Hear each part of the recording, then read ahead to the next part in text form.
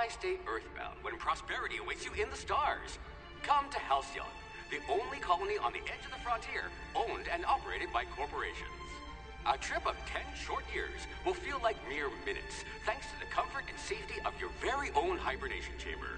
You'll wake up in a perfect society designed to maximize your productivity, with guaranteed full employment. With only a minor term of service, you will become the master of your own destiny when you go out of this world to the Halcyon colony.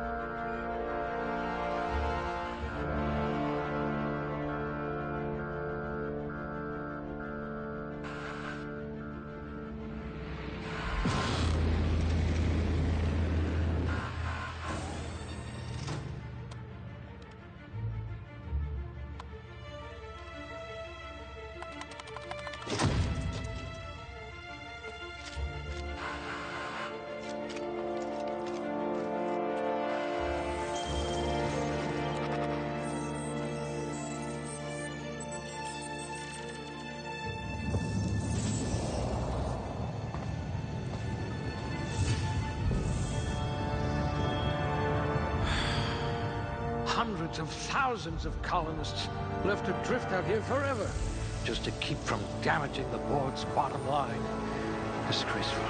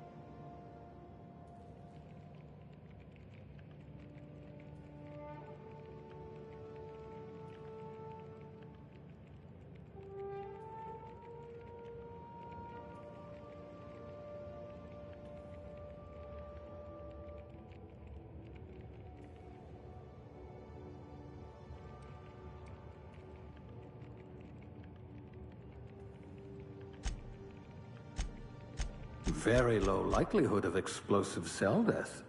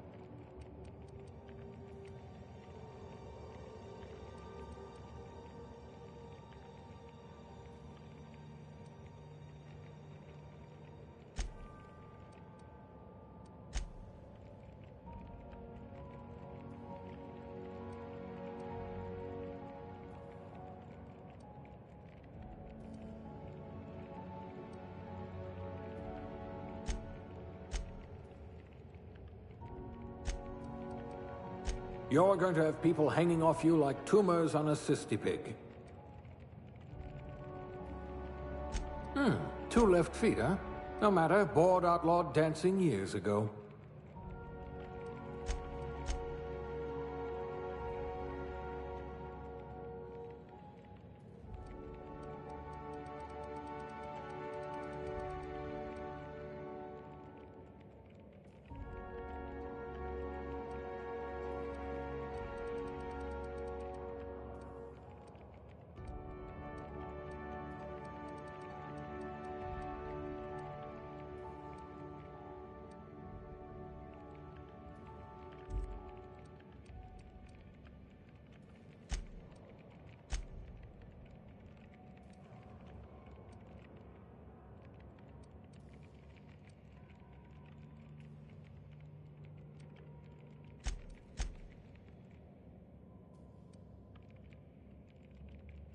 Someone made a note that you're oblivious to flirtation.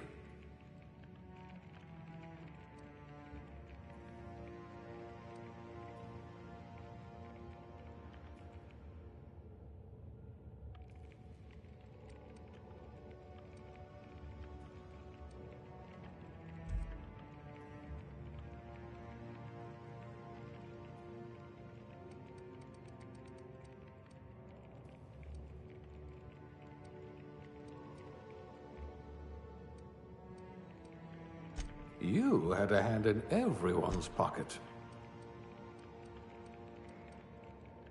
You could make a vicar doubt the law. You are going to paint the system red, my friend.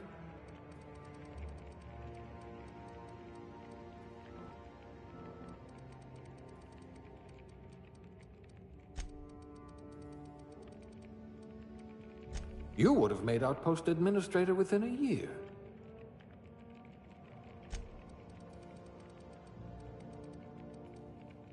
We'll put those marksmanship scores to good use.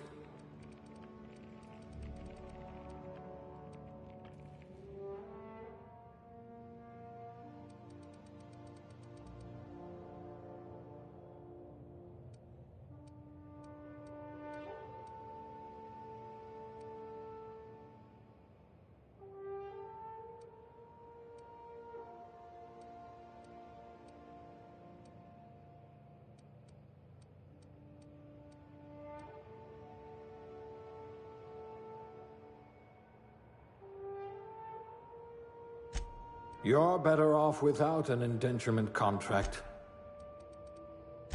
You're so much more than your designated profession.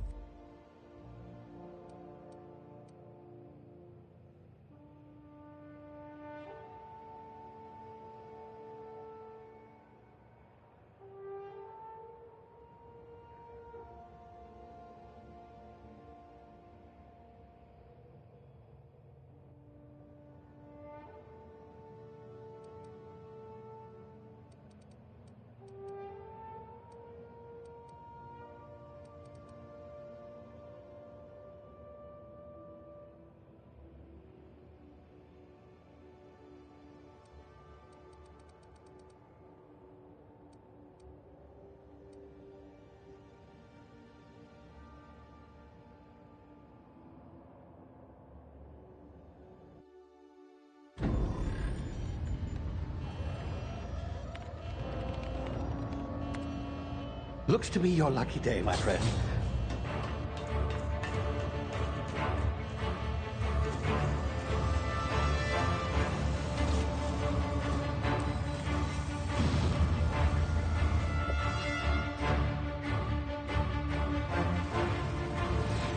Please power down your engines and prepare to be... Not likely, bootlickers. Initiate skip jump.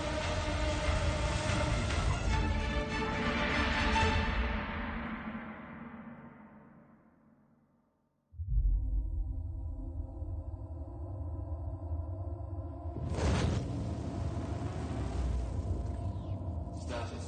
Structural integrity down 25%. Power levels down 10%. Hit drive. Shit.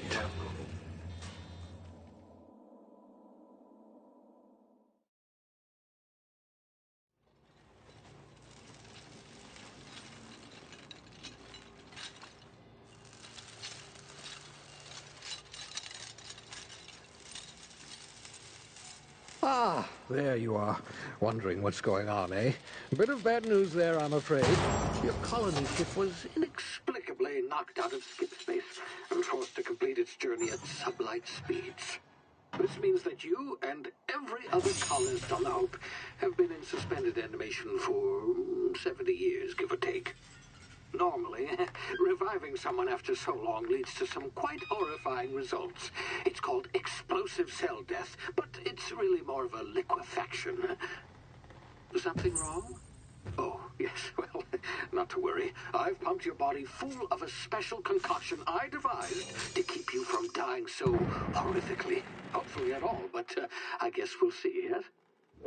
Unfortunately, I used the last of my chemical supplies saving you. I know it's a lot to ask, but I must have your help securing more if we're to save the rest of your fellow colonists. I'd see it done myself, of course, but the board has a sizable bounty on my head. Now, my ship is inoperative, but I've managed to hire a smuggler to help you out. He'll be... Oh, I see we're in position. Good luck!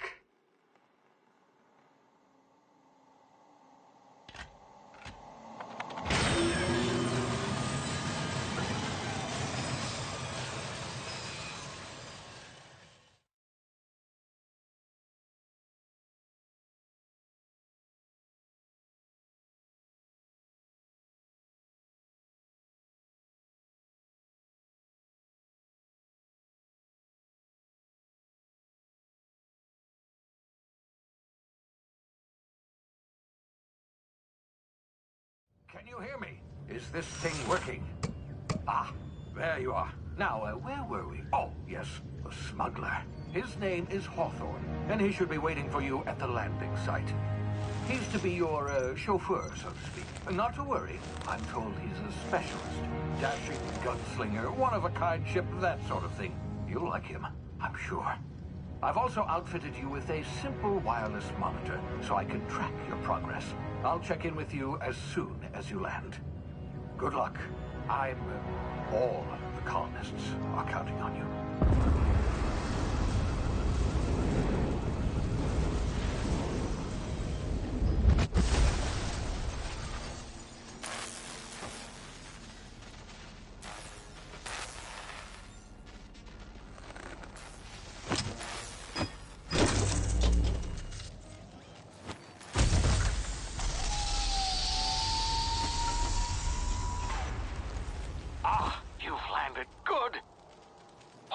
Should be close by. What in law's name? Is that him? Oh, that idiot. I told him to plant the beacon and move away, not stand there holding it. Oh well, no sense in letting his ship go to waste. Hawthorne won't mind you taking his ship. Better you than the board, huh? Not sure I trusted the fellow. Might have gone after the bounty on my head. Shame about the whole squashing thing. Nasty way to go.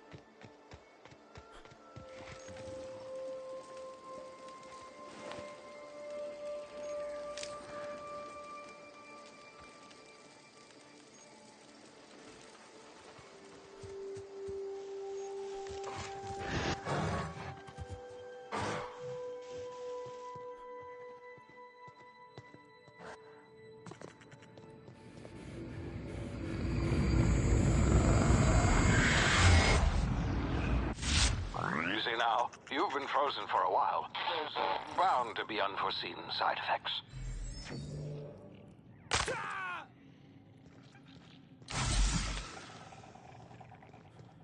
Hey, you, come here. You've tried the best now. Now try the rest. Spacer's choice. Oh, law, that stings. Looks like the bleeding stopped. I owe you one. Hope you don't mind me omitting this little exchange from my report.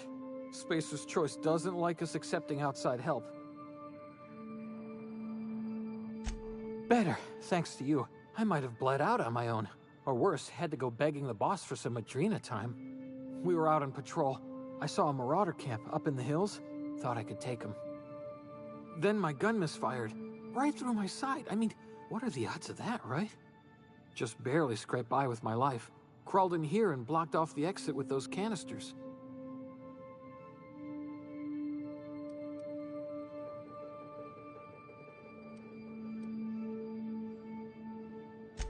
Spacer's choice policy clearly stipulates that dead and as good as dead are two completely different properties of matter. Unless I'm dead, I'm contractually obligated to attend to my post. I will report that illegally grounded spacecraft if it is the last thing I do. See those canisters by the entrance? Marauders come sniffing around in here, and I can take them all out with a single shot. Not bad, huh? Yeah, okay. You look like you know your way around a gun. Got some spare ammo, not counting the bullet in my side. Here, you can have my saber too, for patching me up and all. All Spacer's choice weapons are now 30% less likely to malfunction. You've tried the best, now try the rest. Spacer's choice. Yes, nailed it that time. You hit your head or something? You're in Emerald Vale. We're a Spacer's choice community. Edgewater's a little ways down. Prettiest place in the Vale. Be sure to stop by a provisioner's for a can of our famous salt tuna. The Hope? Is that some sort of fancy new drug? Are you with Auntie Cleo or something? Don't take this the wrong way or nothing, but I'm not allowed to fraternize with Cleo workers. Company policy.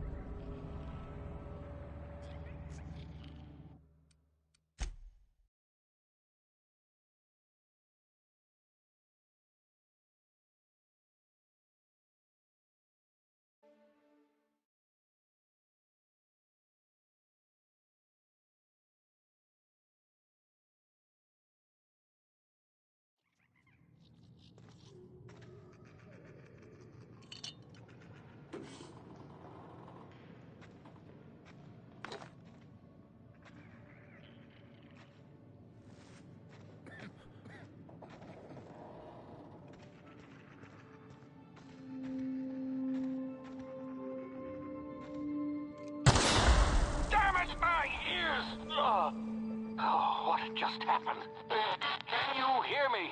What in the hell is...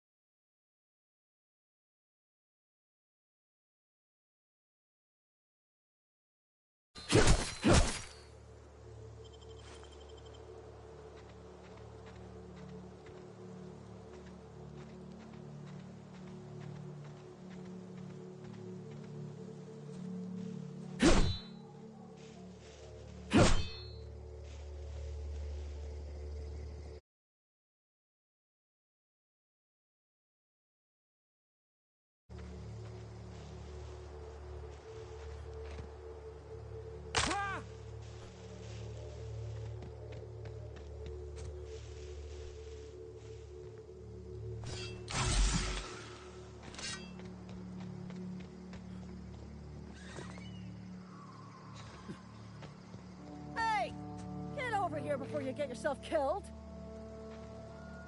Don't know where you came from, stranger, but you best keep your head down. There's marauders hereabouts, and worse, landing violators. Gall on that rung leech. Landing in the Vale without using an official Spacer's Choice landing pad. I'd slap him with a fine if it weren't for all these marauders shambling about.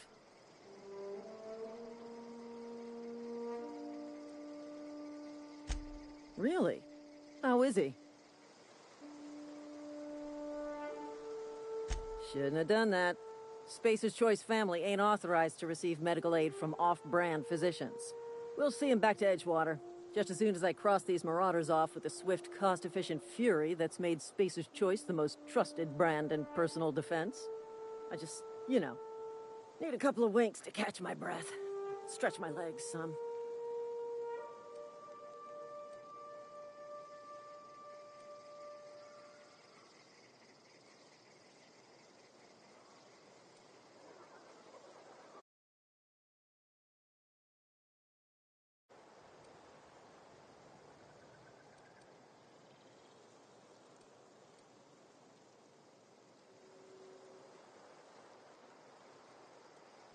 Seriously? But those marauders will...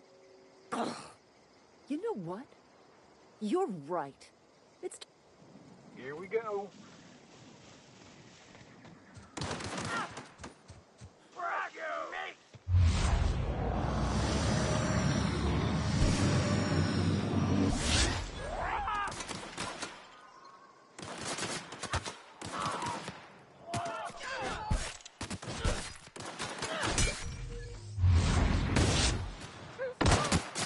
Waste of company ammo. I just earned a fine bonus.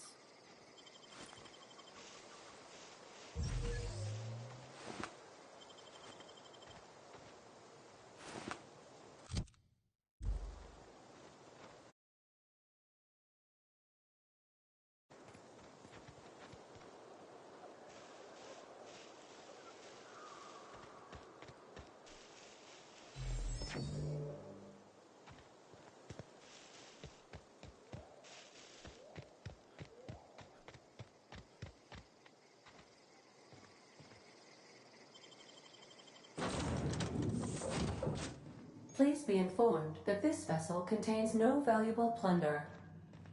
Unauthorized access of spacefaring... Hello. Please be informed that I am authorized to use violent retribution against unwanted solicitors. Please return any misappropriated equipment and exit this vessel in an orderly fashion. Failure to do so will result in your immediate destruction. Jettison procedures initiated. Please engage in airlocks. Preparing to eject all boarding parties in 5, 4, 3, 2, 1.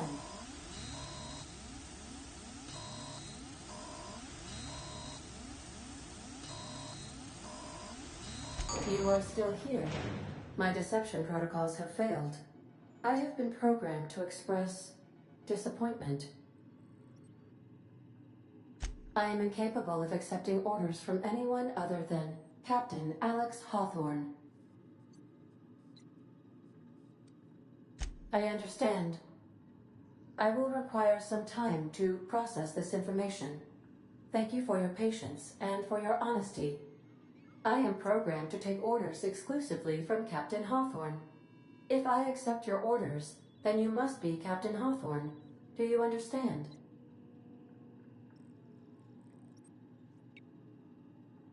Well done, Captain Hawthorne. I see your powers of deductive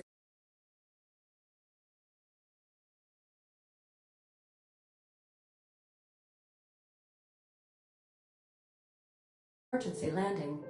The main drive's power regulator has been irreparably damaged and must be replaced.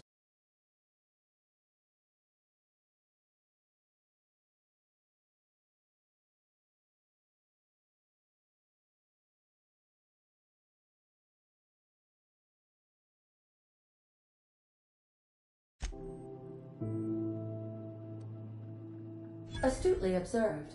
However, the probability of locating a power regulator within a worker settlement falls within acceptable parameters of certainty. High-capacity power regulators are sometimes employed in the electrical networks of worker settlements.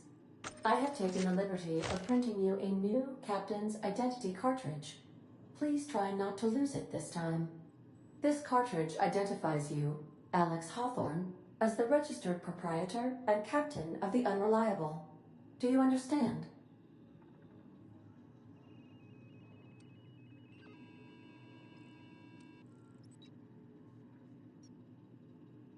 It is difficult for me to do so.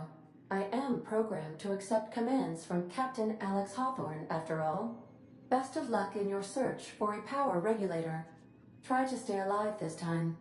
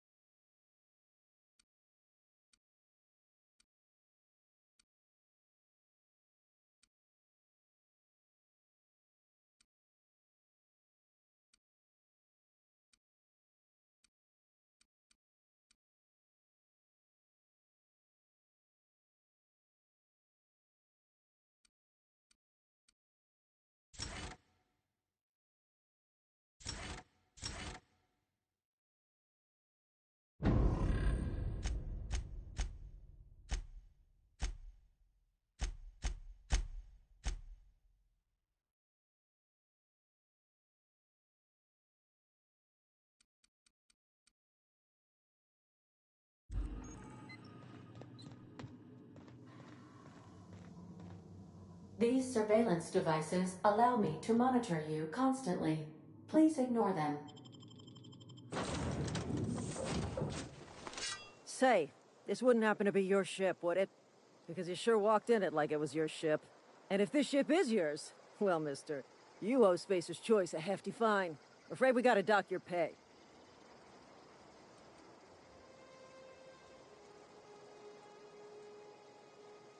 Oh, by the law. I'm so sorry. I had no idea we had an inspector coming. If you'd like to speak with my manager, I'd report to Constable Reyes in Edgewater. Edgewater's not too far. Just follow the road east of here, over past the cemetery. Now, if you'll excuse me, I need to inspect the crime scene before I make my report.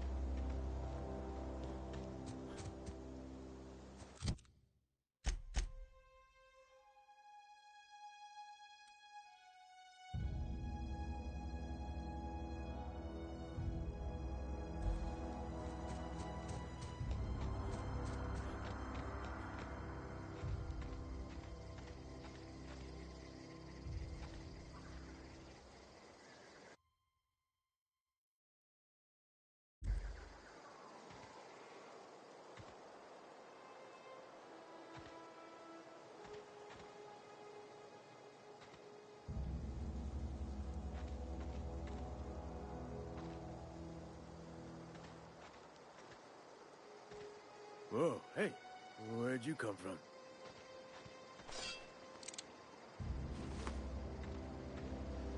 Don't go ambling out in those hills. That's Marauder territory, friend.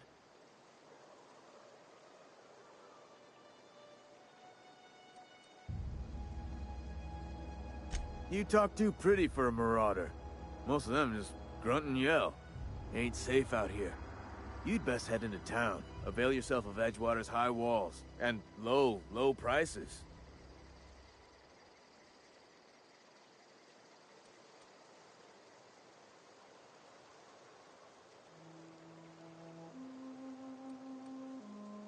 Pleased to make your acquaintanceship. I'd shake your hand, but I've been hauling corpses. You don't want none of that on you. Name's Silas. Junior in humor for the town of Edgewater. We're all part of the Spacer's Choice family.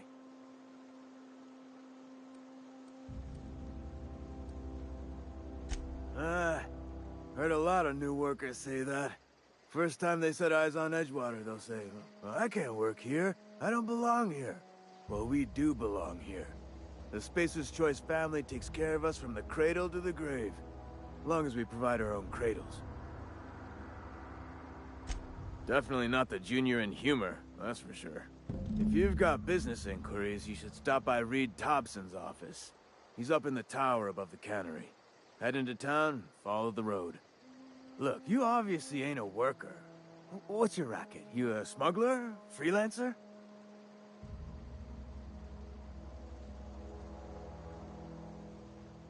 Edgewater is a company town, board-owned and operated. That includes the cemetery. None of us own our grave sites, we rent them from the company. Renting means money. Money means paperwork. Paperwork means signatures. Some of our families become a mite delinquent in paying their dues, you see?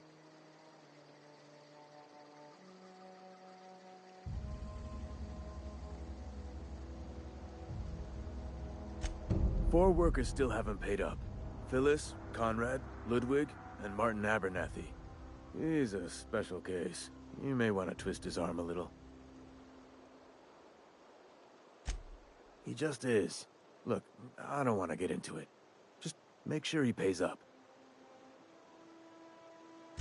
Conrad's got a barbershop in town. Phyllis works at the cannery most hours. Abernathy... I ain't seen him in a few days. His domicile is near the cannery. You'll find him in town. All except Ludwig, that is. He's over by the landing pad.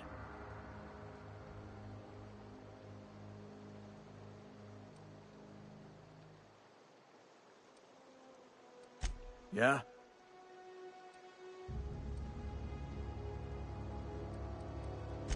Hang on, I'm doing some math in my head. 20, 30, carry the one... all my life? Work's been real good to me. Fresh air, exercise. Only problem is the paperwork. Can't get anybody to pay their gravesite fees. Former people, yeah. Marauder's been raiding my graves, you see. Hence the armed guards. Oh no. They are after the most precious loot of all. Spacer's Choice Company property. If those marauders swipe any more bodies out of my cemetery, company's gonna duck my pay. You could look at it that way, I suppose. You could look at us and say, those Edgewater saps lost near every soul to plague. But you'd be wrong. We're survivors. Loyal company folk, brave in the wilds. Every now and again, a virulent plague sweeps through our town. That's life on the frontier, I suppose. A body grows accustomed.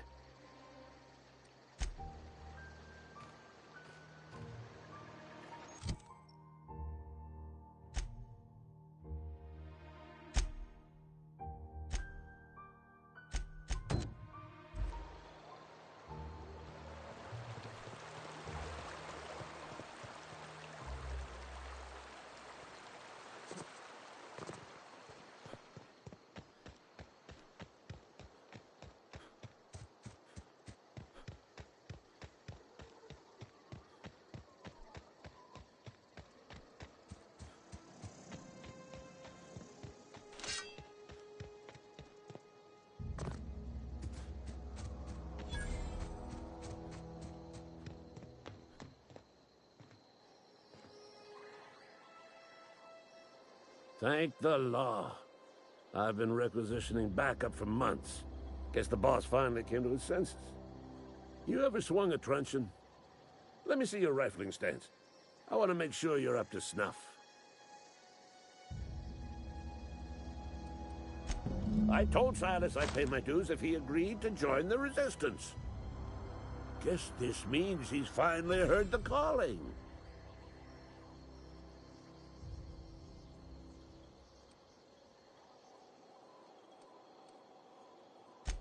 I'm talking about mechanical soldier. Cold, heartless automatons made of iron and lies. That's right. That's what I've been saying. We gotta square our shoulders and stand ever vigilant. Auto-mechanicals. Creatures forged in the fires of malevolence. I seen them over by the old power plant. Clattering about, firing at the birds, orchestrating their uprising. When the swarms of mechanicals come clanging on over that hill, where will you be, Cap?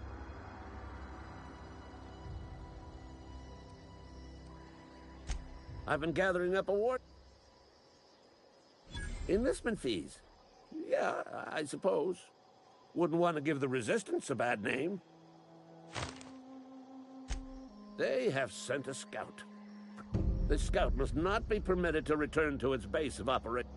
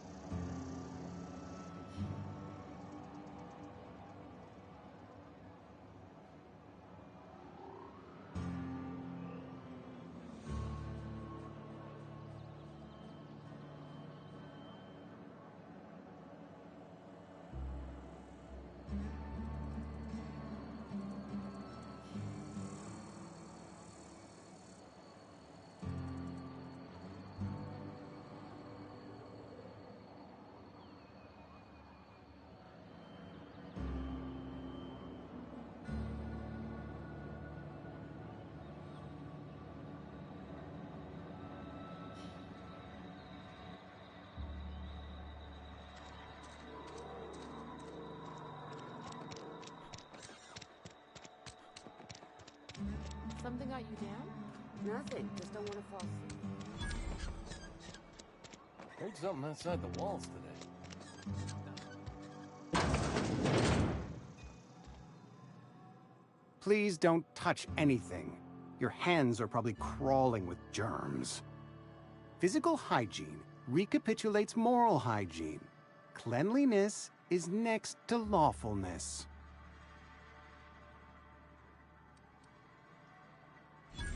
No, thank you. That's quite all right. I've seen enough body parts in my line of work. I'm Conrad. You will report to me if your hair fails to meet Spacer's Choice aesthetic standards. You will also report to me in the event of your death, whereupon I will clean and prepare your remains for interment. Ah, gravesite fees. Silas and I had talked about this at length. I thought I'd made it clear my pecuniary situation precludes the necessary restitutions. As broke as pie crust, friend. Bitless, indigent, destitute. I simply cannot afford it. I am a blemish on the prosperity of our fair settlement. When I expire, I expect Silas to toss my body into a ditch. With what? My own blood? Tell Silas I can't afford to pay, and that I fully expect to have my medical rights revoked for this dereliction. With my apologies. Some time ago, I fell ill with the plague. By the grace of the law, and through my own hard work, I'd proven worthy of treatment. Frankly, I don't imagine I'll earn that right a second time. The barber work hasn't been profitable, you see. I've had to keep this old place running with my own savings. Not a bad idea. But I'd need some kind of collateral. My pair of lucky clippers! No, that won't do. Your idea intrigues me, but I'm afraid I don't have anything to give Silas. I'm open to suggestions. Much obliged.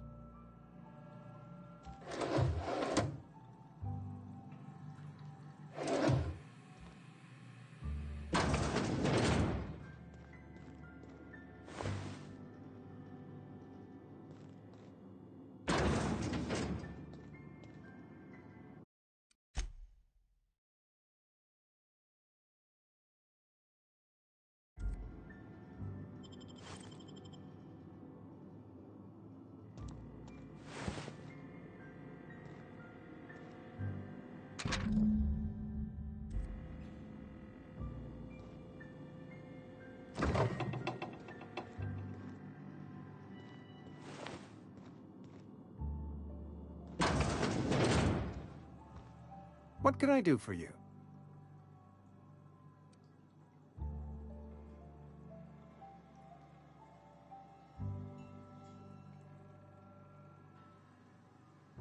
You know about Eugene? How?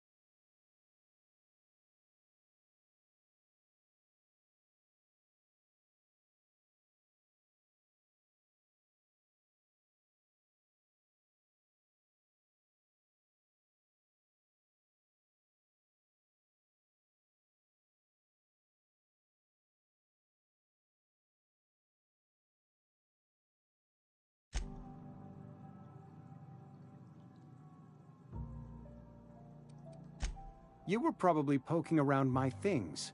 I really shouldn't leave my letters sitting out in the open. Eugene's golden teeth were a family heirloom, representing 3 generations of poor dental hygiene.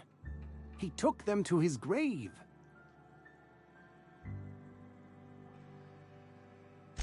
That's unthinkable. Eugene's body and all rare earth minerals contained therein are solely the property of Spacer's Choice. I can't ask Silas to dig up a man's body and pry a few teeth loose from his jaw just to pay my bills. Can I?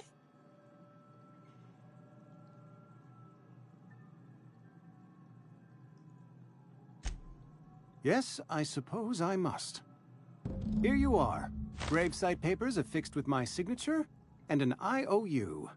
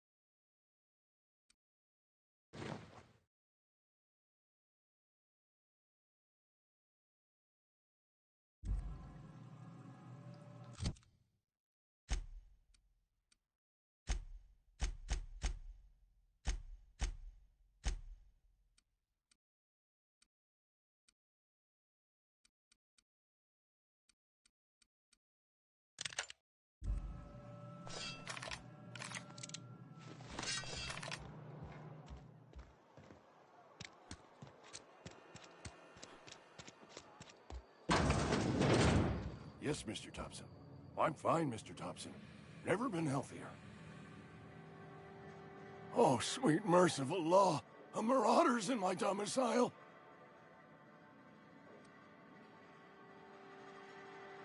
Please don't kill me. I still gotta pay my gravesite fees. Wait a second. I heard marauders don't talk much. You can talk just fine. Mr. Thompson send you to put the fear in me? Well, you tell Mr. Thompson I'll be right at my post. Tomorrow. Bright and early tomorrow. Because I'm definitely not plagued. As spry as a spring chicken. That's old Abernathy. You some sort of wandering alienist? Walking into a man's own domicile, pestering him about his mental state?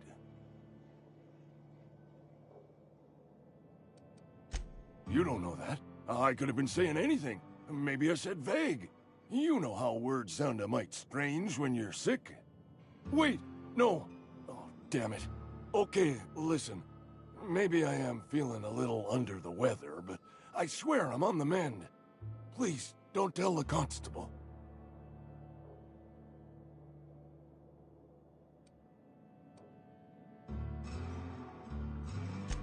And become the town pariah? I'm already the oldest worker in town. I don't need to give him another reason to avoid me. Hey, you're hale and healthy and possibly for hire, ain't ya? Do a good turn for an expiring old man? Couple hours out of your day and some light second-story work, that's all. There's a cache of anthracillin tucked away in the old community center.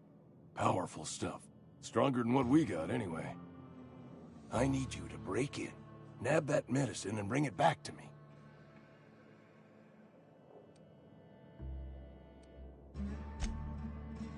You wanna mingle, go try the cantina. Silas knows, doesn't he? That's why he sent you. That's why he wants me to pay up. He knows. Look, I got my gravesite fees right here. See? I'm good for my word. Get me that medicine, and I'll see to your payment. I know that, but I got nobody else to turn to. Reed would have wrote me up. Constable would have locked me up and wrote me up. Could have gone to see the good vicar, but I never did find my courage.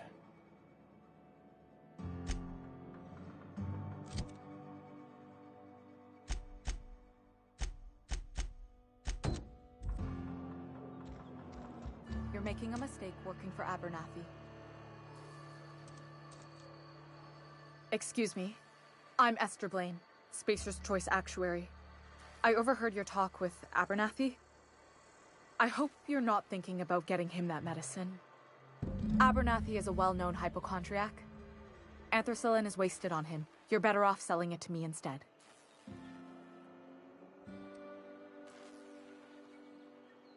All I'm saying is Abernathy's worked in this town longer than some of us been alive. How do I put this gently? He's got a lot of cobwebs up in his attic. I probably shouldn't tell you. Don't want you implicated for what I'm trying to do. Alright, here's a summary.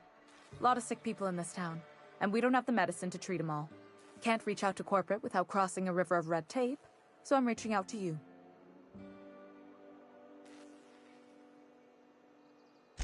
I'm paid better than Abernathy. Whatever he's giving you, I will do you one better. That's all I can ask of you.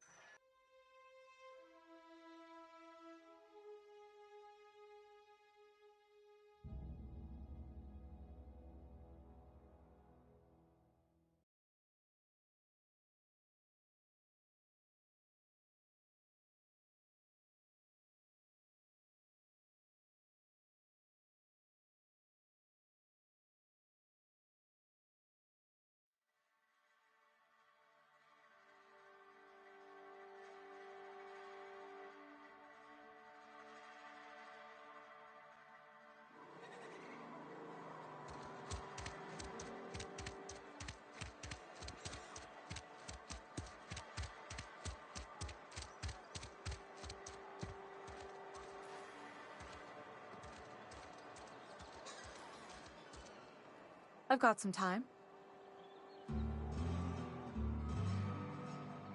Thanks. I'll see to it that this medicine gets to the people who need it. Here, something for your trouble. Nothing personal, but I hope we never do business together again. Don't want to make a habit of consorting with smuggler types.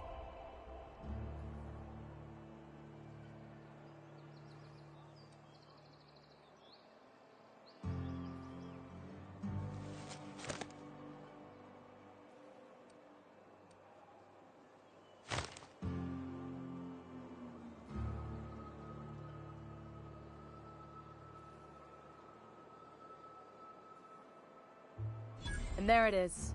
The reason I don't like depending on a criminal. I kept a little contingency fee in case you decided to shake me down.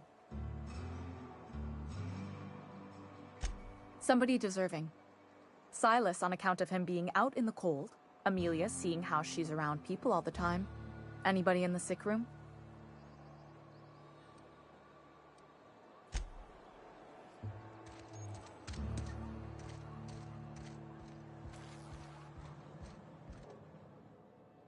You wanna mingle, go try the cantina. You what? But why? I was dependent on you. Does it feel good? Robbing an old man of his last shred of hope?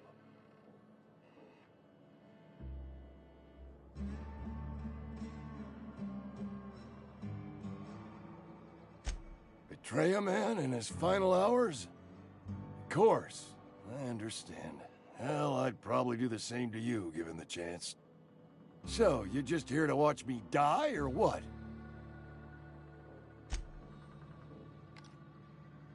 You think you're tough, waving that thing around?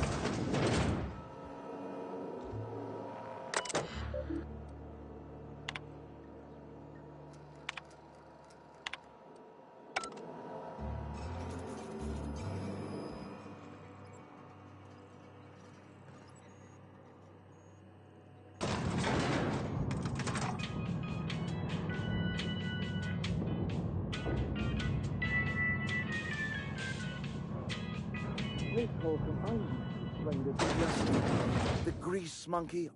Seems we've got a guest. Really now, Parvati, I do wish you'd spoken up. I do apologize. I was given no forewarning of your arrival, or I might have welcomed you at the gates myself.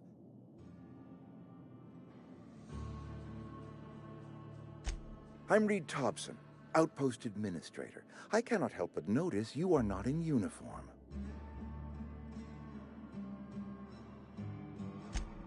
Yes, so it dawns on me. Seems I allowed my excitement to run away with my wits. Been a few seasons since we've had a visitor pass through. Only regulator we got is hooked up to the town transformer. Mr. Thompson ain't liable to be keen on dismantling it. I beg your pardon. I am most emphatically not keen on any such thing. I can't let you have our power regulator. But I happen to know of another one. And I happen to know exactly how you may retrieve it without frying yourself in the process. There's a power regulator in the old botanical lab. It's mostly abandoned, so all that power is being squandered. Go down to the geothermal plant.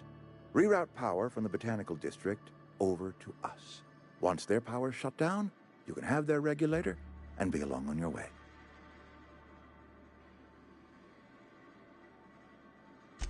I was not entirely sure how to tell you this. The botanical labs are not legally inhabited, but there are people who live there.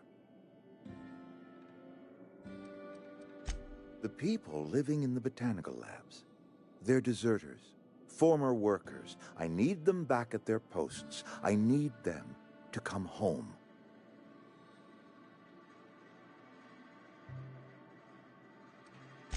Edgewater is struggling. We haven't hit our production quota in years. If we don't meet our quotas this year, the company might shut us down for good.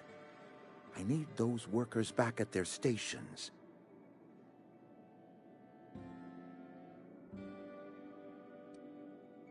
It's our problem, not yours, but I'm asking for your help. If those workers don't come back, Edgewater is going to collapse. My hope is that by cutting off their power, you will convince those deserters to come back to town. Before you go to the plant, I want you to stop by the botanical lab. Speak to their leader, Adelaide. Tell her the power's about to go, and that it's time her band of deserters came back to town.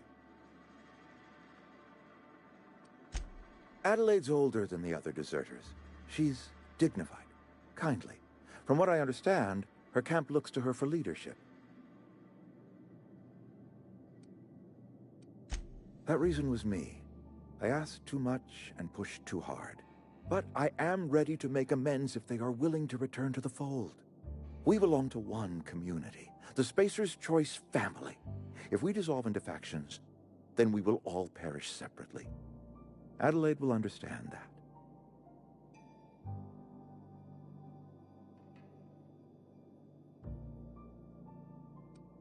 Of course, I understand completely.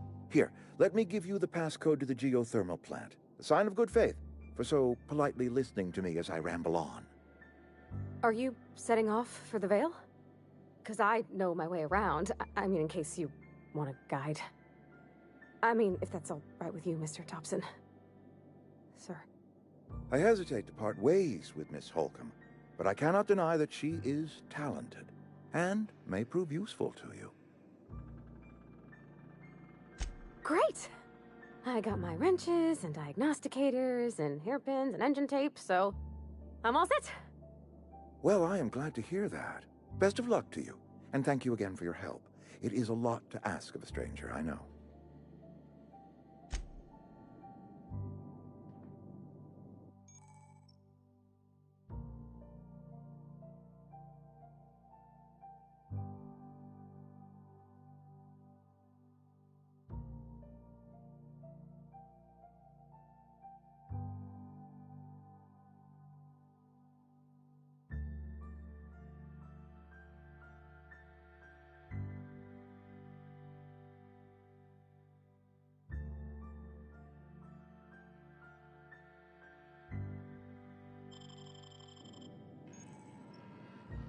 We better clear out of Mr. Thompson's office before we talk.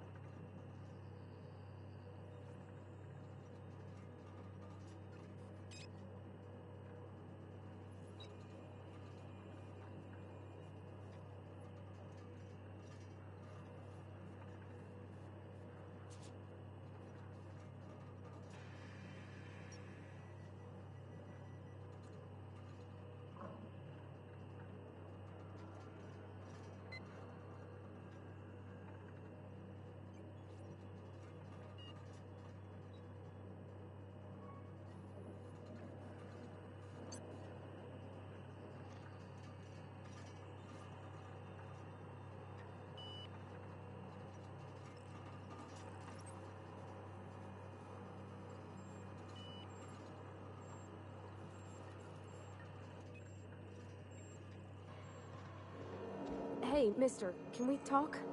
Sorry. Can we chat? Sorry. You just want to get out of here. And you likely don't want to tag along like me. It's just, Mr. Thompson has his own view on matters, on account of it's his job and what all, but that's not the only side of the tale.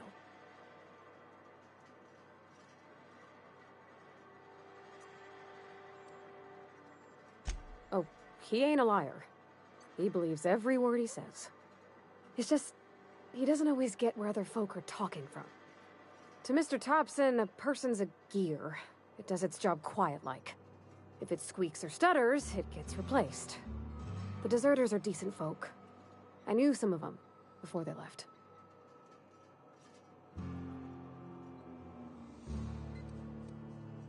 Miss McDevitt? Oh, gosh no.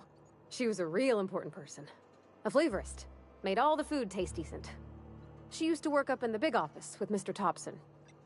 All I know is she left after her son died. It was a real big to-do. I could hear them both yelling clear from my own place.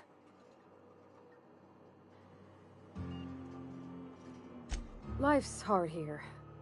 Especially for them that don't fit in so well. We're one big Spacer's Choice family, but every family's got the one the rest whisper about. Mr. Thompson's aiming to take away their power. They'll have no lights to see, nor heat to cook. They'll be at the mercy of marauders, or worse. I think you should talk to the town's vicar about it. Max, his name is. Thanks, mister. I just think when you gotta make a decision that'll hurt somebody, it's best to think on the right and wrong of it. That's what my dad used to say anyways.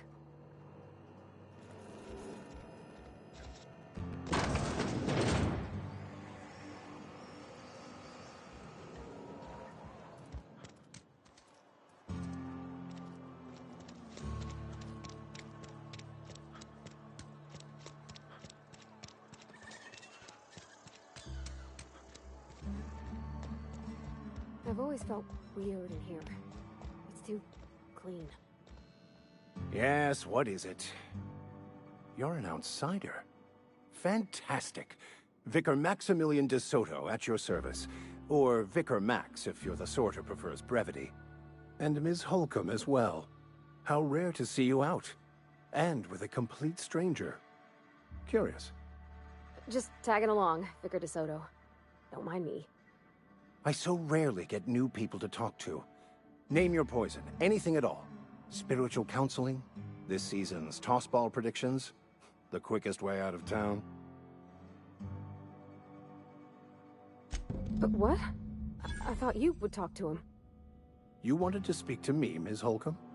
Every time I've tried to engage you in conversation, you look at the floor, answer in single words, and slink away. I can't imagine what would be so grave as to drive her to my mission. What has Mr. Thompson asked her to do? Depriving them of safety from the marauders and wildlife. I can see why that troubles you. Miss Holcomb has a soft heart. Always has, if you believe the talk. Assuming your goal is to save as many as possible, then you should bring everyone together. Send the power to Edgewater and convince the deserters to return to the fold. Not if things are left to stand as they are. If you don't mind a bit of unsolicited advice, be cautious on your way to the geothermal plant. It is not as safe as you might assume.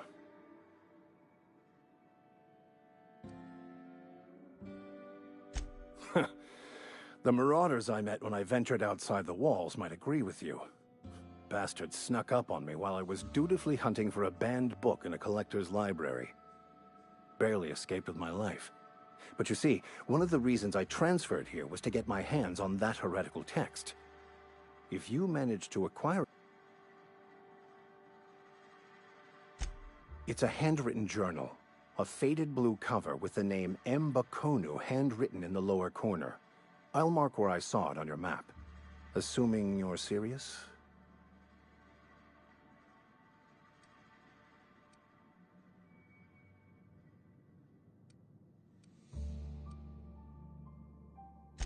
I just want to keep the writing out of layman's hands. It wouldn't do for such information to fall into public consumption.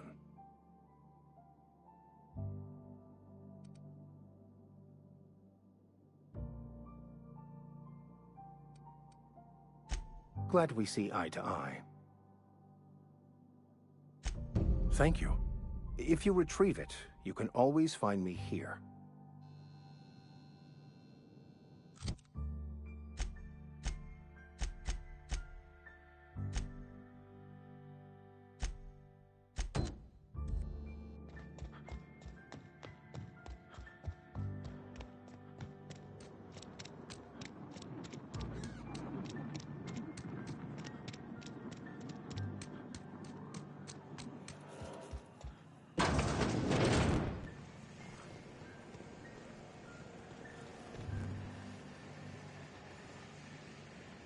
You the new worker? Whatever. Make it quick, Tenderfoot. I'm busy. Shit. Silas still on about that? Here, take the fees. I'd appreciate it if you didn't tell Reed I was late on my payment. Because they're not my fees and not my gravesite. Guy I worked with shot himself. I paid the bill.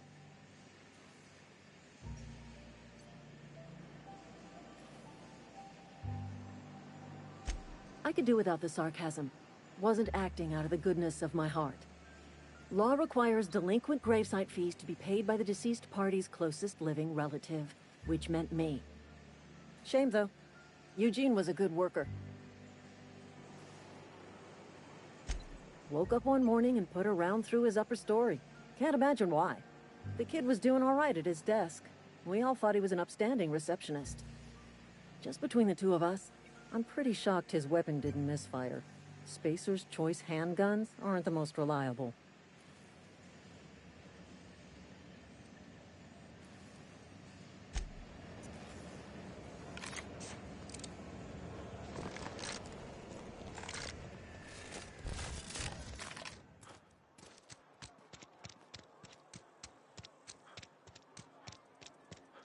I'm sorry. I'll just be a minute.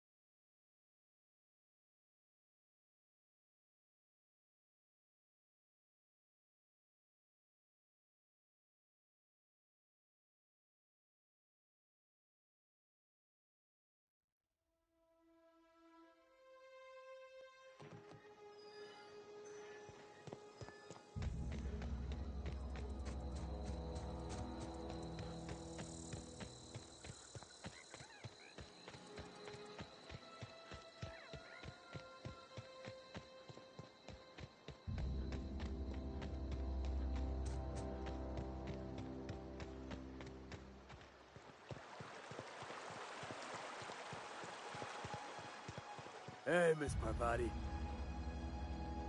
Lovely to see you about, Miss Parvati. Things going all right, Silas? Been keeping him careful and true, miss.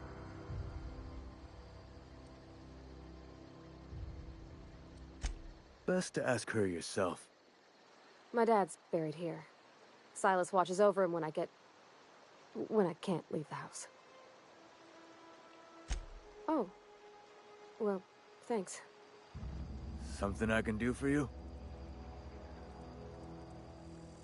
You run into any trouble? Reliable work from a freelancer. That's gonna take some getting used to. And I'll buy you a drink sometime.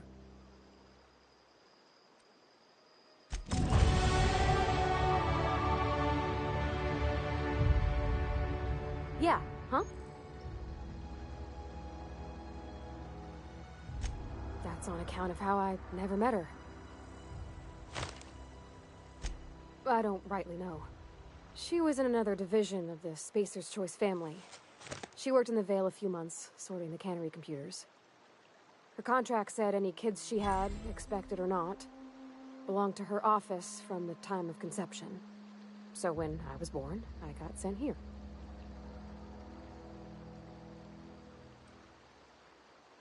It's sensible. Dad just fixed machines. She did some kind of crazy math, high-level stuff. Better to raise me on his time than hers.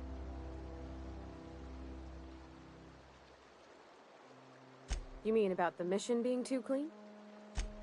I know, but Vicar says the universe is a machine, that it runs by law. Real machines have gunked up oil. The machine Vic...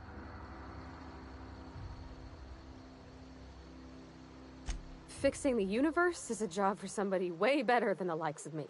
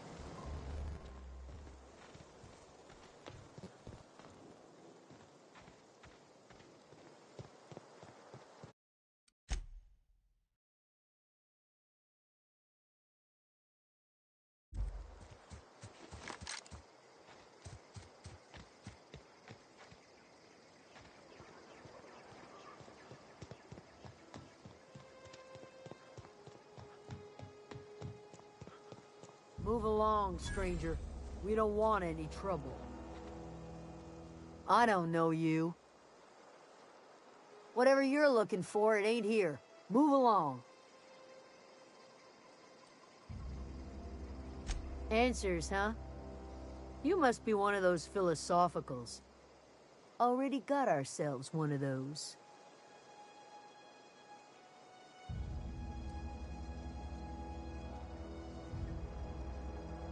Yeah, that's us. And you can tell Thompson we're doing just fine by ourselves.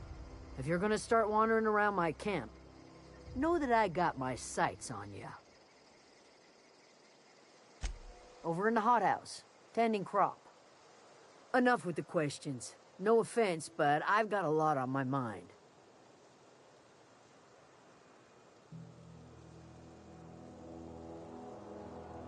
Explains why you're still yammering on at me. No, I'm sorry. That was unworthy of me. Lady named Zoe went missing some nights ago. Just up and vanished without a trace. Now I'm pacing around wondering if marauders got to her. It's not like Zoe to go wandering. Figured she might be out scavenging, but that ain't exactly her talent. Can't imagine where she's gone. Vale's a wide place. She could be anywhere.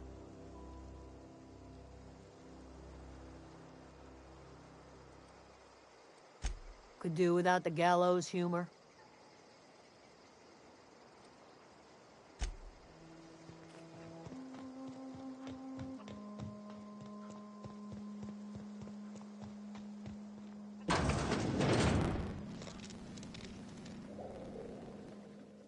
If you're hungry, there's meat turning on the spit outside.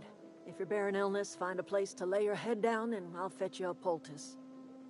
Whatever your troubles with Edgewater, leave them at the gates and be welcomed here. Any questions, dear?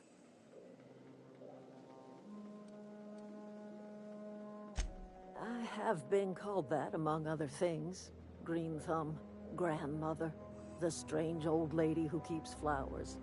But yes, Adelaide will do just fine. Excuse me, Miss McDevitt? Sorry, it's just... You got such pretty trees in here. Why, thank you. You're Robert's girl, aren't you? I remember when you were but a sprout. Thomas speaks of you often. Are you staying long? You should try some of my tobaccorn tea. I brew it in an old spittoon, but it's been cleaned.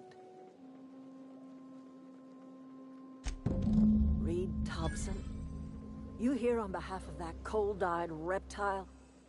Let's hear it. What's Reed's idea of peace, then?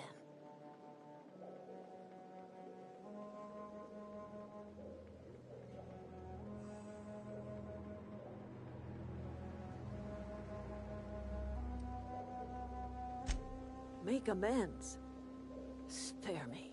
Only thing Reed knows how to make is a mess. Like everything else that comes out of Edgewater, that peace offering is canned. I and my own are living just fine out here by ourselves.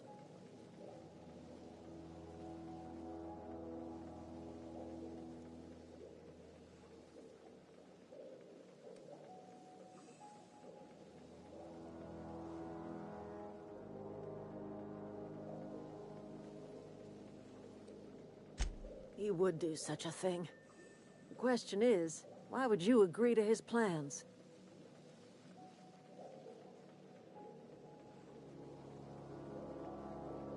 Cannery's got a regulator. You want ship parts, you ought to rip them out of the cannery's guts and leave us be. If you're going down to the plant, you should divert power away from Edgewater and toward our end of the grid. Think about it. You'd be liberating an entire town from a lifetime of service to that odious cannery. Seems the sort of thing a hero would do.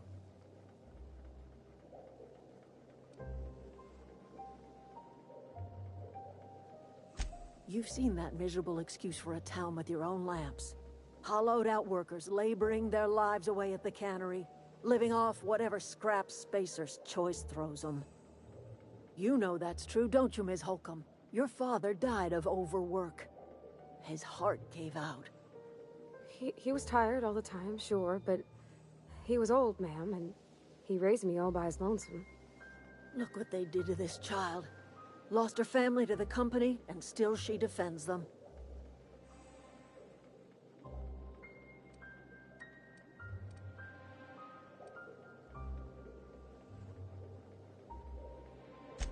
I'm all right. I ain't so fragile. That was unkind of me. I'm sorry, dear.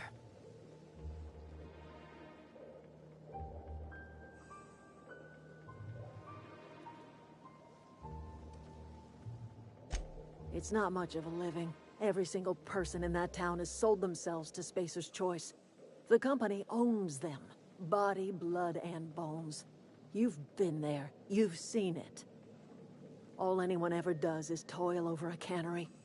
They give their lives for some heartless corporation, and then they're tossed into a Spacer's Choice brand cemetery. So, what do you say? Divert power over to us. Shut down that abominable cannery for good. I trust you will listen to your conscience.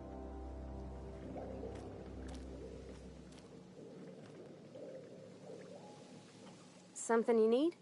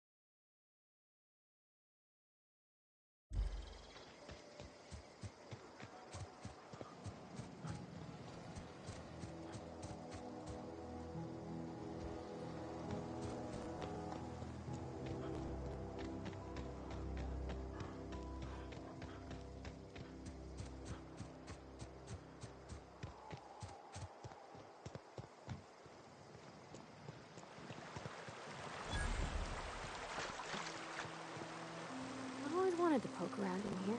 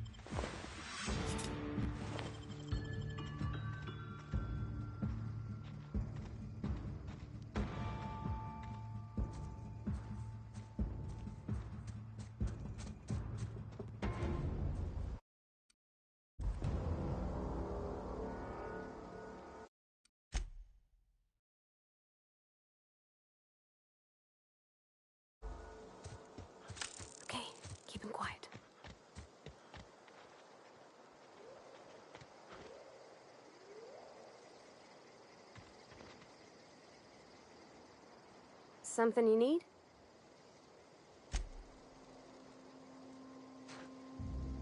Some...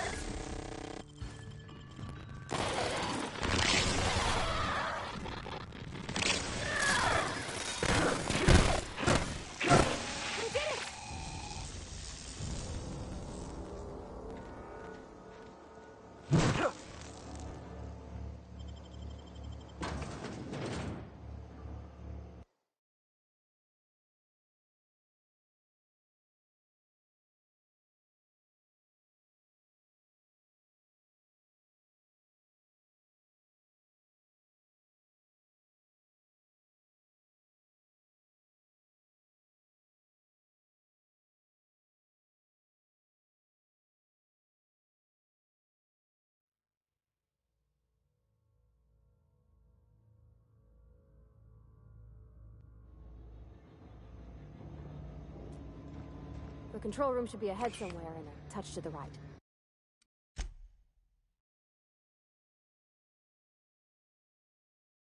I hope we're doing the right thing. I'm investigating. Here they come!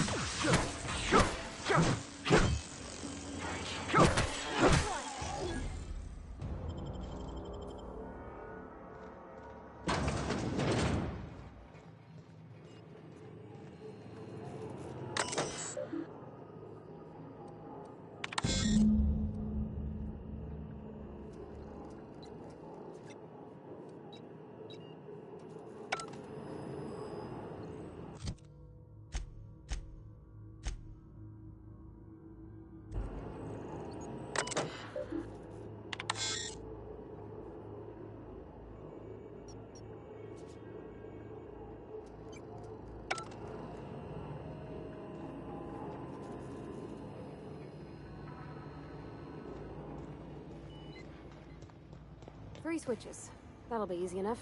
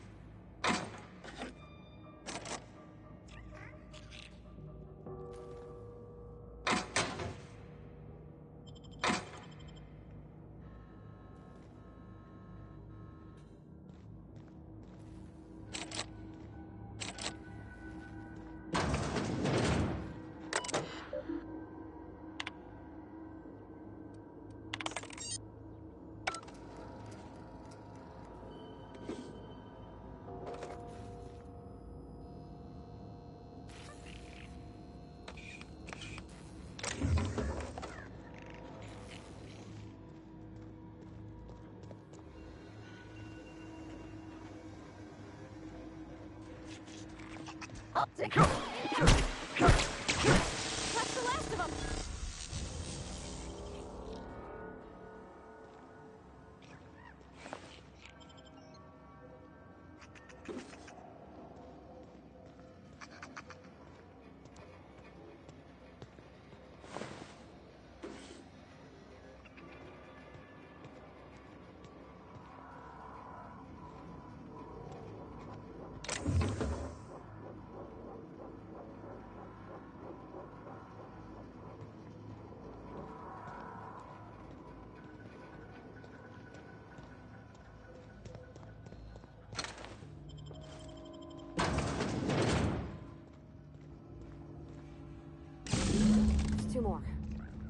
What'll happen to Miss McDevitt's folk if we... Here they come!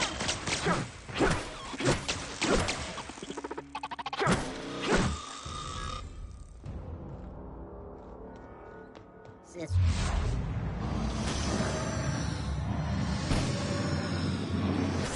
There we go. Not even a scratch. Woohoo!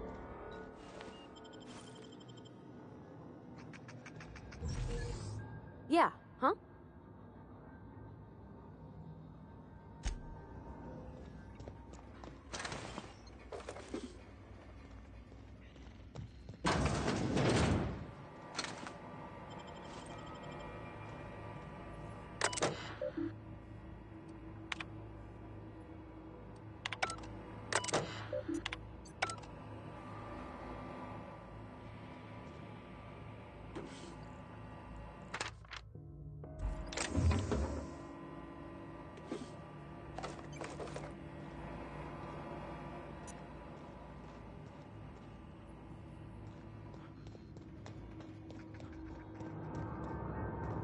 Not real. You're not real.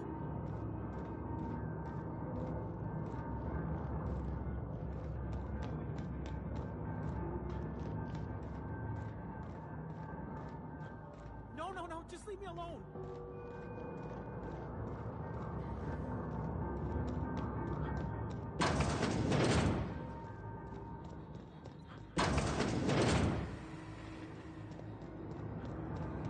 Get away!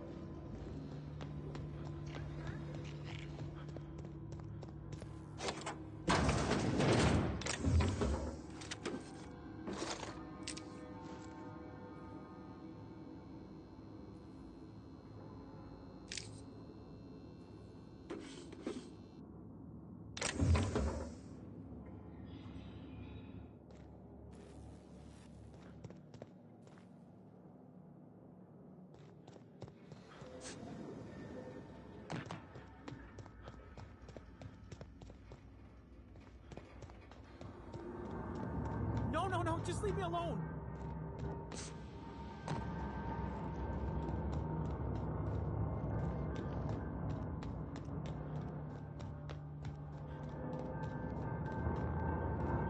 Get away!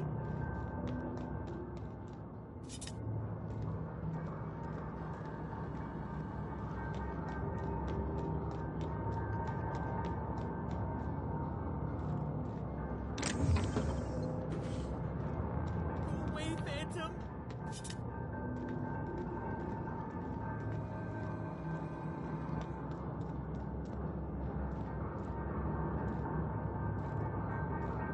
Get away!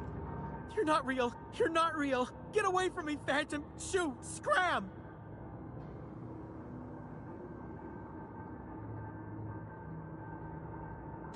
You can talk?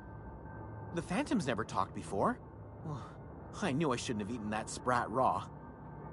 See, Higgins? This is why you must always boil your sprats before ingesting.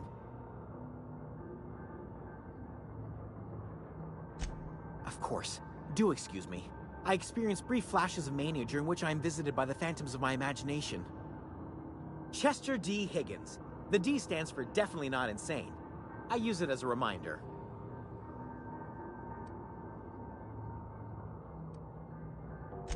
Oh, Higgins has been many things over the years. Sprat Wrangler, Saltuna Critic, Aetherwave Personality, Chairman of the Board, Galactic Defender, Sisty Pig Tycoon. I've come a long way for someone who started off as a simple engineer right here in this plant.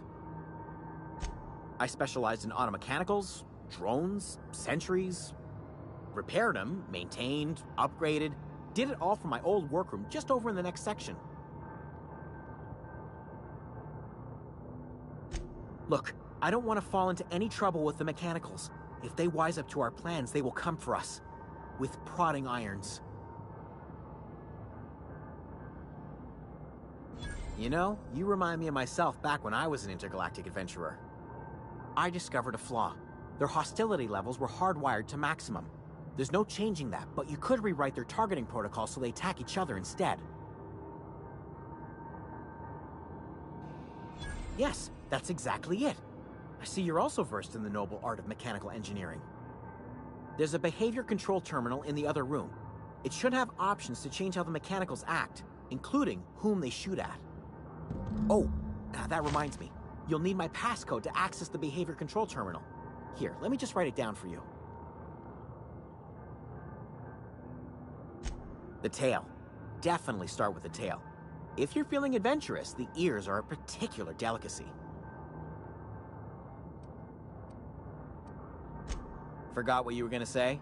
Me too.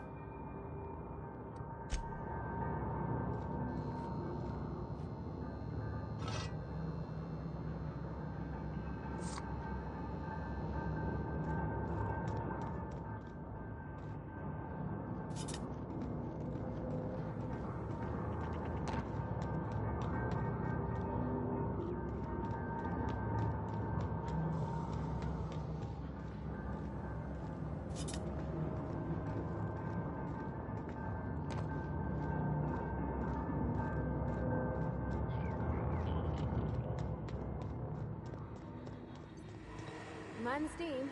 You're liable to get scalded. Processing. Sweep. Incoming!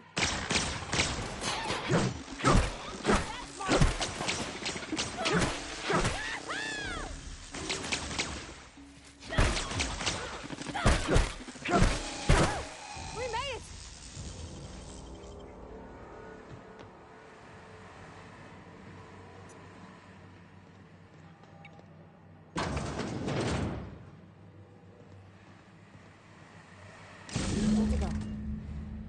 If we send the power to Miss McDevitt, what happens to the Veil? Process. Search.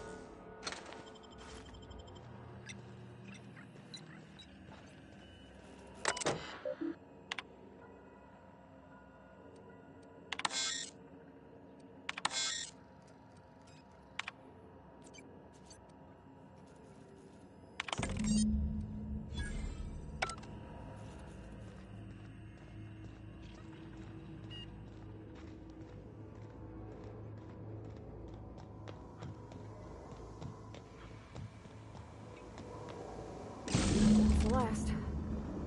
I'm not sure what the right is. Alls I know is the decision's final.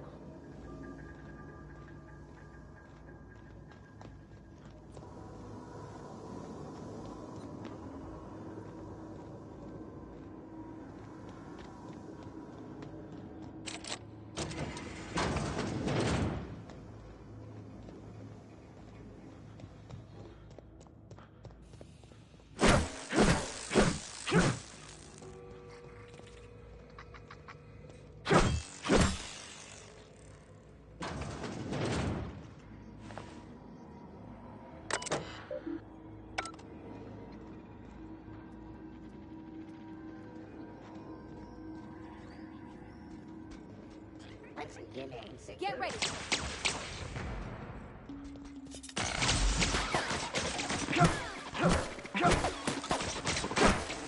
Got them all! Nice one!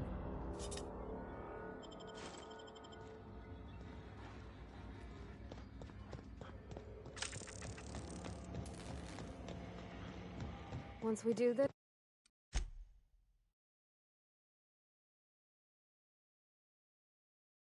There's no going back. Hey, mister? Look, I know you want your power regulator and all, but I just gotta ask you. Do you understand what you're about to do? I don't think you should cut off Edgewater's power. I think it would be cruel. I'm sorry. That just sort of came out all at once. Edgewater's hurting. We've been losing workers year after year, and corporate hardly ever sends replacements. There's barely enough Saltuna to fill our bellies anymore. But the town's got some good people in it. Decent, hard-working folk just living their lives the only way they know how. They don't deserve to be punished.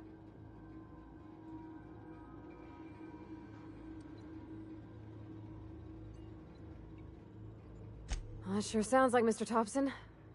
If he was standing here, I imagine he'd remind us of how we're all one big, happy Spacer's Choice family. In Mr. Thompson's eyes, those deserters are still part of the Spacer's Choice family. The family must work together in order to survive. I hate to say it, but I think Mr. Thompson's got a point. Unless those deserters come back, Edgewater's as good as dead. Cutting off their power might be the only way.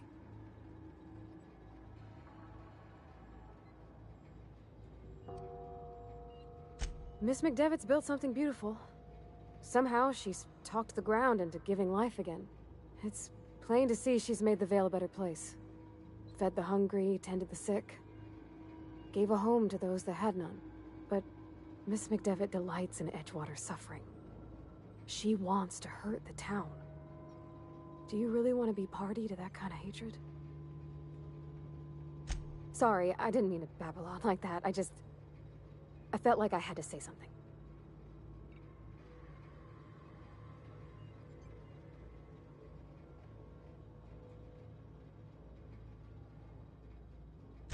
Really? I mean, wow. Thanks. No one's ever told me those words in that order.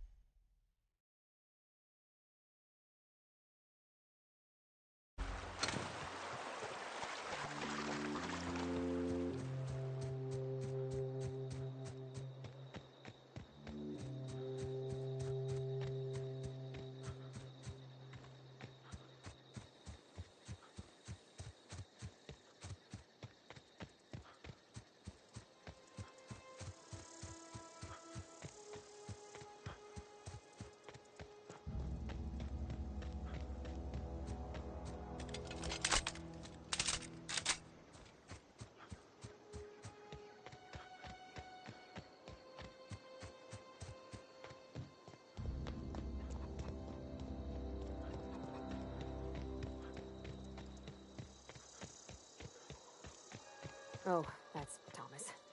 He used to follow me around before he left the cannery.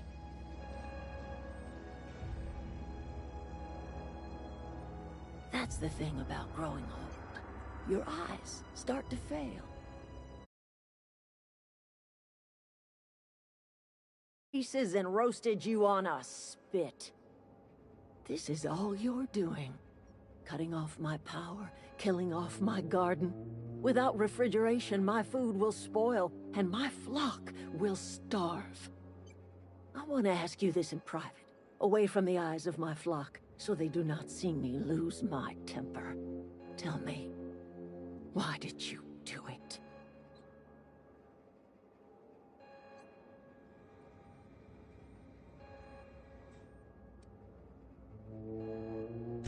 You killed my garden, destroyed my community, sentenced my flock to a lifetime of slavery in Edgewater for a power regulator.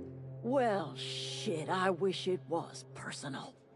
Go talk to Grace and Thomas. Look them in the eye and tell them their life here is over, and the only thing left to do is go back to Edgewater. This is now your responsibility. And you tell Reed Thompson that I will never return to Edgewater. I would rather die among my flowers than live under his management.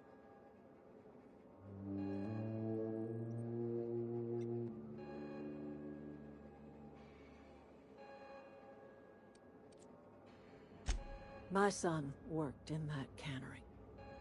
When the plague started coming, he was one of the first to fall sick. We had a store of medicine locked away, but Reed refused to treat him. Said my boy didn't deserve treatment. Said the medicine would have been wasted on him. So I buried my boy in the cemetery, gathered my belongings, and left. That's as much of the story as you need to hear. You offering to cross Reed off, huh? This some sort of twisted reparation for what you've done? Or you just looking for a chance to sow some chaos? Kill Reed if you must, or talk him into leaving if you can. He and I are not sharing the same four walls together.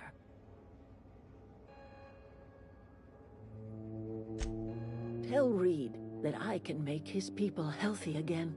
I can end their plague. Start a new garden right in the cannery. 3 square meals for every man and woman in Edgewater. Tell him how I've made the Vale bloom again. The soil has whispered its secrets to me, and I alone know how to breathe life back into the earth. The secret is human corpses.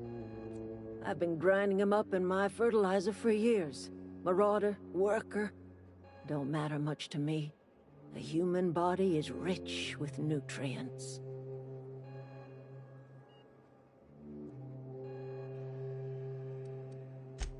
Edgewater's cemetery's got corpses aplenty, enough for a generation's worth of crops.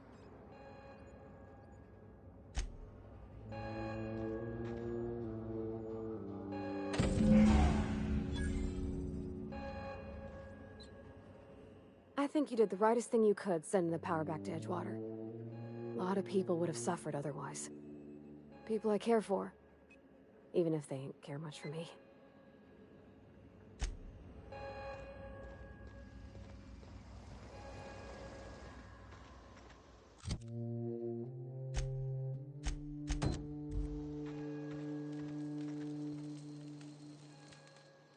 Everybody keeps staring at me. It's not my fault the power's dead.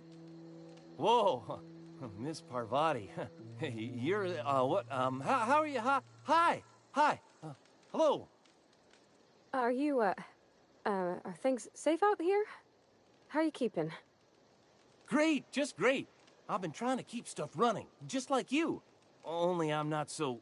Wait, they didn't kick you out, did they? Oh gosh, no, I'm just along with this fella here. I seen you wandering around here. You don't look like you're coming from town.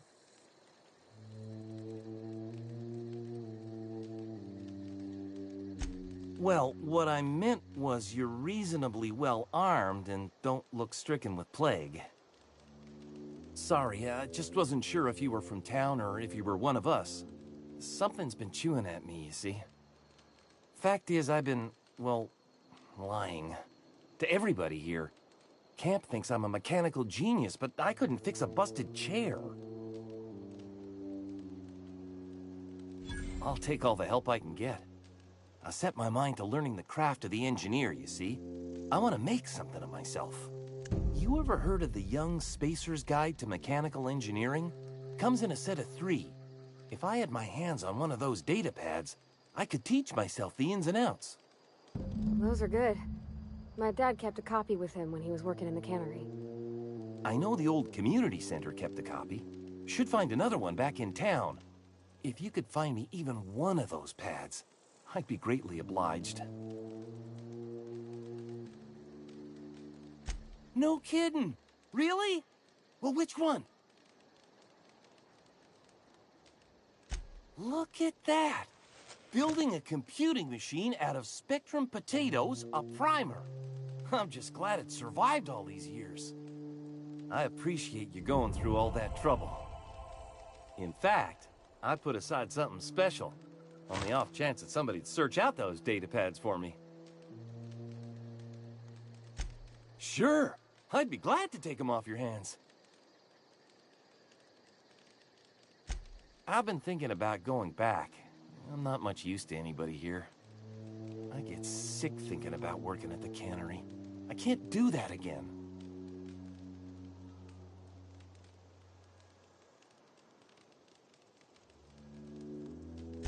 You know something? I think you're right.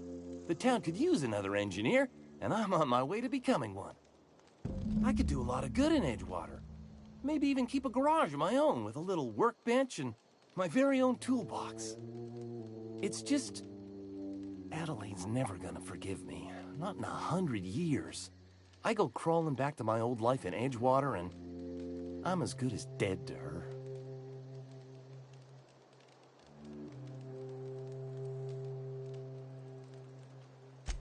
Adelaide hates Edgewater, hates everything Edgewater stands for, hates what that town does to people, what it did to her.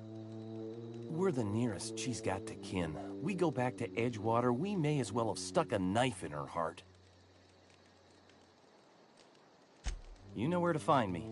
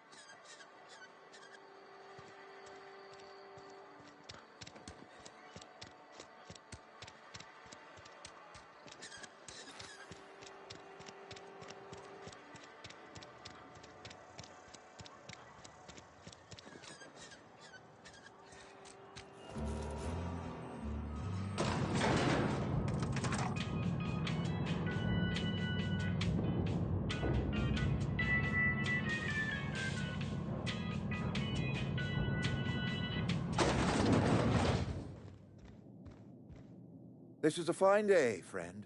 Power flows through our town like a cool stream of water. I trust Adelaide's people have seen their way to reason. So, when can I expect them back at their posts?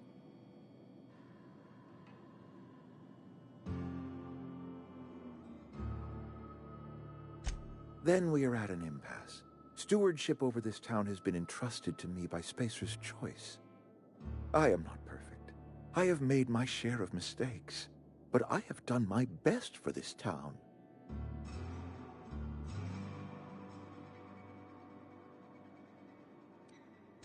I have been holding this town together with both hands. You can't just expect me to leave.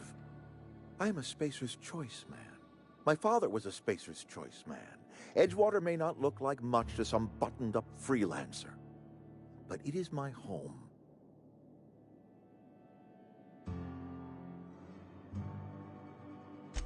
I don't believe you. Plague's a reality of life. Best treatment is a good work ethic.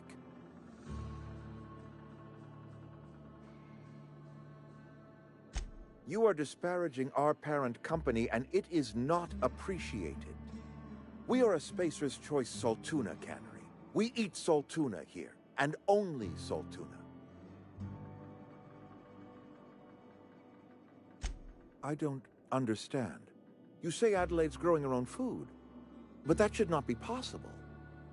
The soil's gone sour. Company said as much. Our own botanist couldn't grow decent crops for us, so the company got rid of him and shut down the greenhouse. You will excuse me for being skeptical.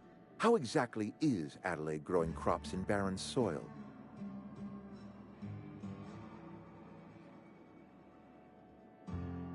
If Adelaide's found a way to feed her people and cure the plague, then she deserves this office more than I do. I won't stand in her way. My life here is ended. Give me a little time to settle my affairs. I'm sure Adelaide will be glad to see the back of me.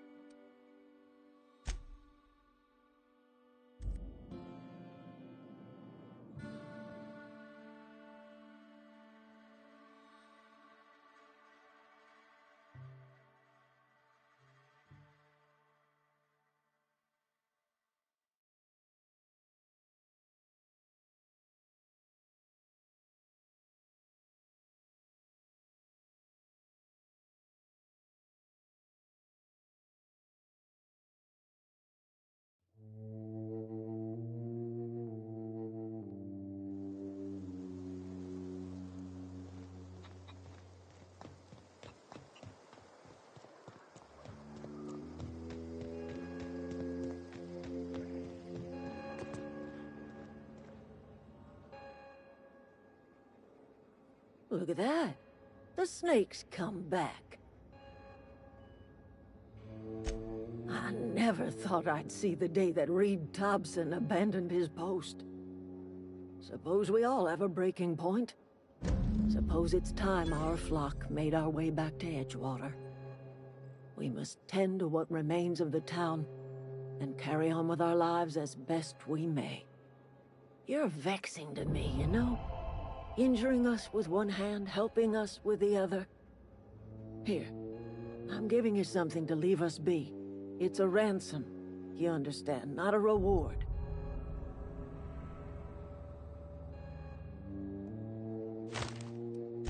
This don't put us on even footing, you understand. But it is a start. I might turn that old cannery into a garden. Got ourselves a whole cemetery bursting with bodies. I need some time to gather my personals. Long walk back to Edgewater. Got a considerable burden to carry.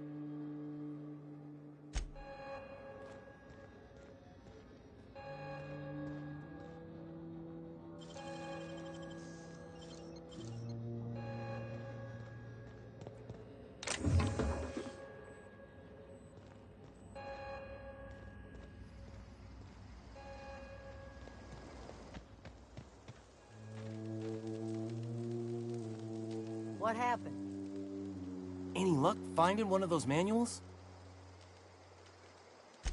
Adelaide said that? Was she sober at the time? I never imagined she'd step foot in Edgewater long as Reed ran the town. Something must have changed in Edgewater. Adelaide's good as family. If she's going back, so are we.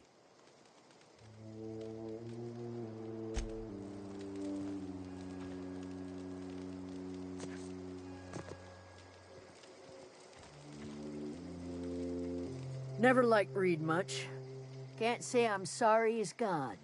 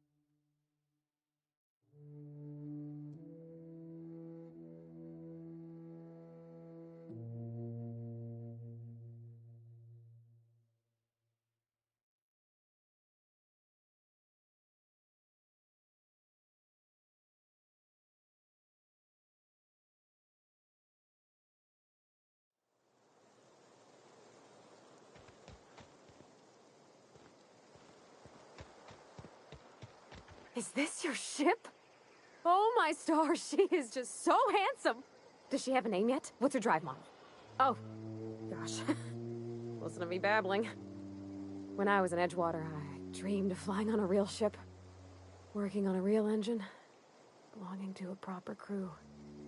I'm the only decent mechanic Edgewater's got, but every time I think of going back, I get this sinking feeling.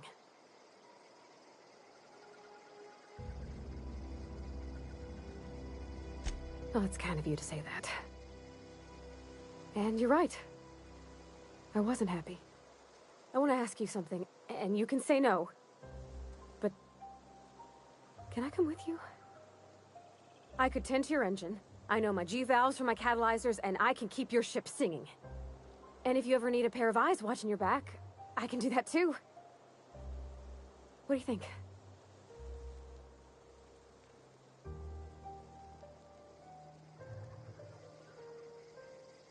Yes! I mean, thanks.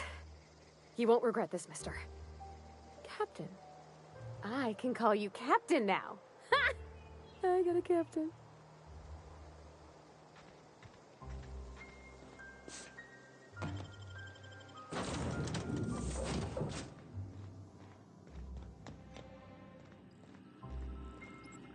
Captain, I have detected that Edgewater's power supply is now optimal. I applaud your willingness to invest your time in the local community.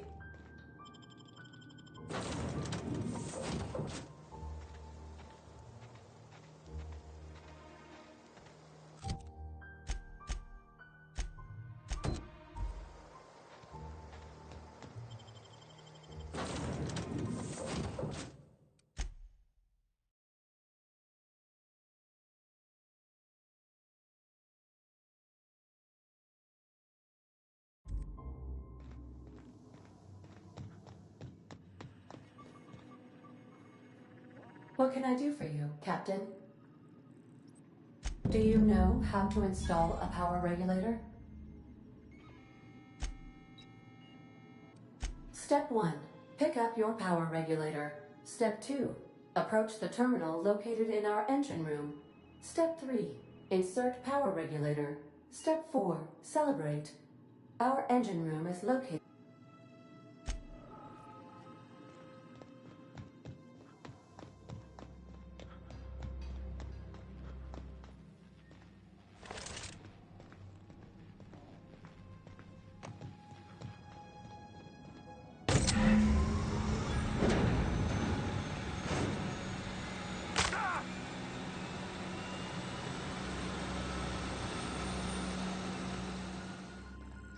What can I do for you, Captain? All systems are operating within acceptable parameters. I am prepared to bring the Unreliable into low-altitude orbit. This should prove an adequate test of our flight capabilities.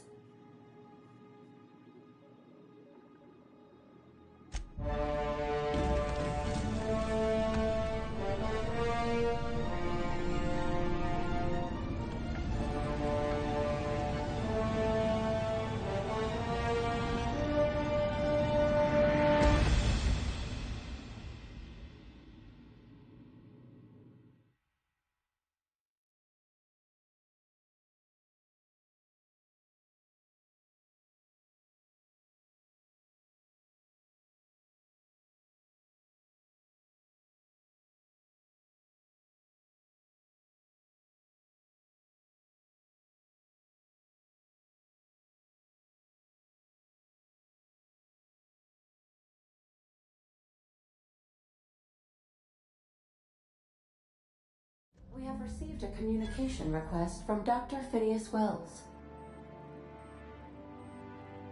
Aha, there you are. Hale and hearty, and captain of your own ship.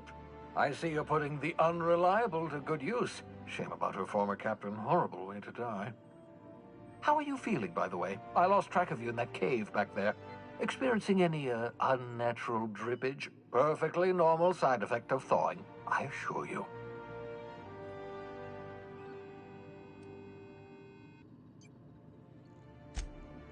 Oh, that, yes, that's probably permanent. I wouldn't worry about it, though. I'm sure you're fine.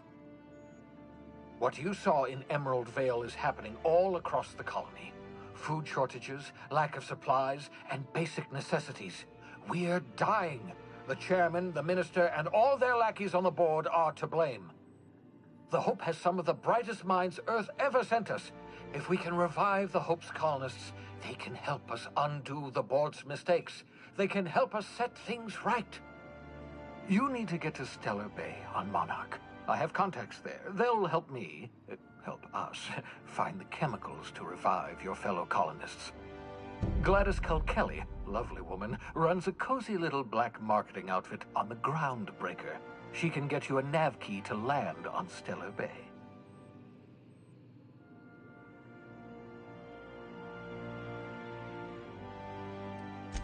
Strictly speaking, Monarch is a moon, terraformed badly, and almost completely lawless. You'll love it. Captains don't fly their own ships, you see. Your navigation terminal handles the, navigation. Think of a nav key as a set of flight instructions. The board's been confiscating nav keys.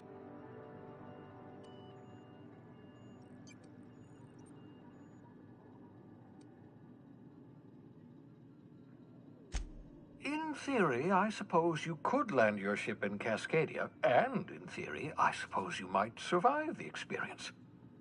Cascadia is utterly seething with dangerous, highly aggressive creatures, more than capable of tearing you limb from limb. You'd have to be a lunatic to land in Cascadia, and I'm reasonably certain I tested your brain for incipient signs of insanity. Trust me, talk to Gladys Culkelly. Excellent, I'll send her. By the way, I gave Captain Hawthorne a disguise apparatus of my own design, cutting-edge technology, years ahead of its time. I call it the Holographic Shroud. I'm sure it will prove remarkably useful to you. You'll find it in the captain's quarters. Excellent. And the board's only interested in filling their own pockets. If we don't put a stop to them, they're going to run this colony to the ground. Transmission ended. If you are ready to...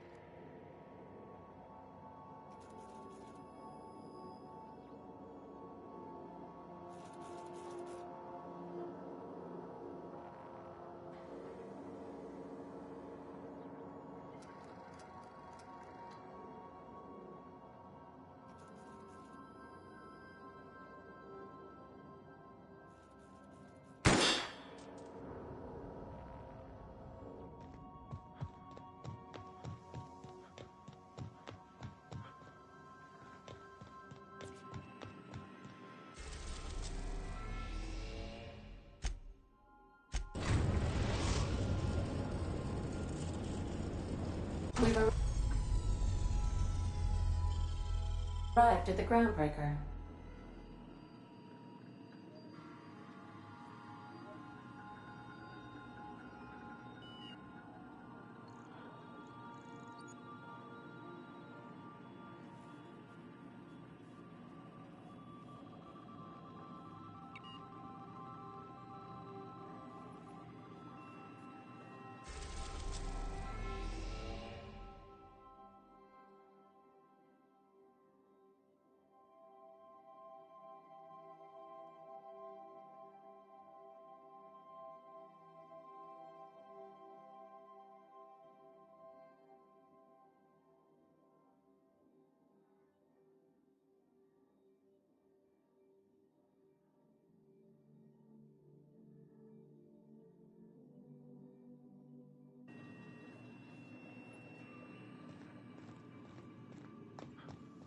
You got a minute?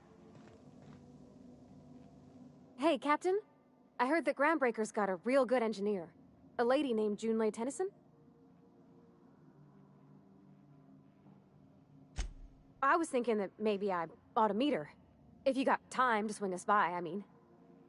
I don't got much experience fixing actual spaceships. I bet you a can of Borston beans she could teach me all manner of stuff.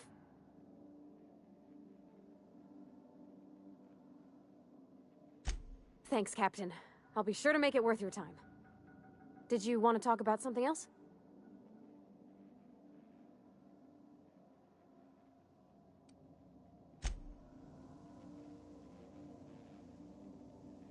Sometimes...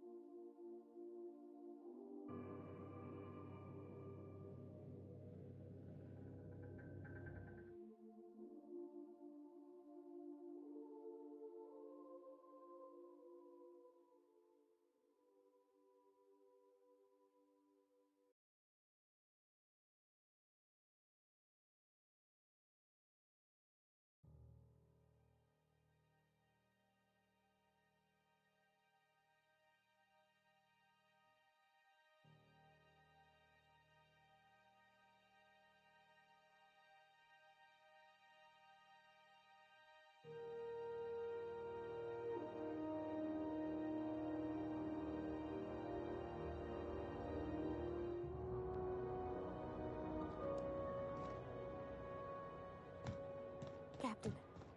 Hey, Captain. I'm in space. I never thought I'd be able to say that. That's not the point. These cats would just not... Customs and inspection, right this way. Identification, please.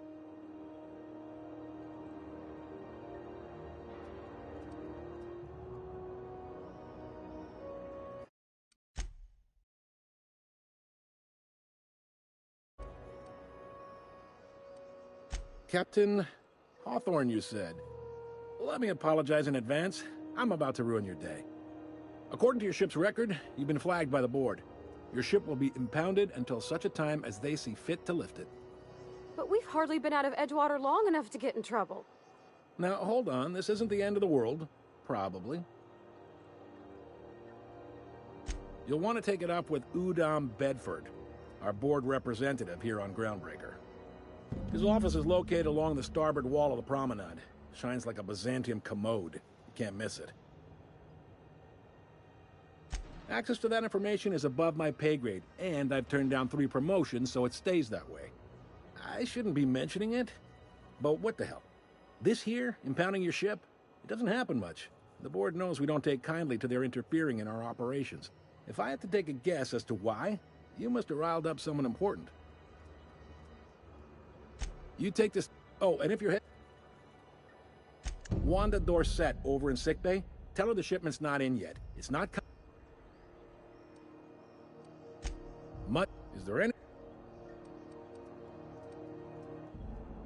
Be seeing you.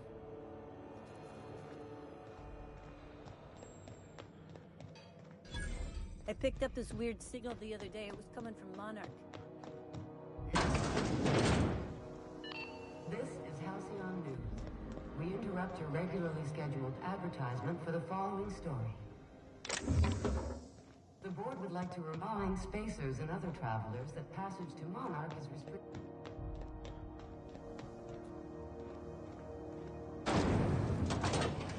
Here goes Lemon Slap. Slap your whole family tonight.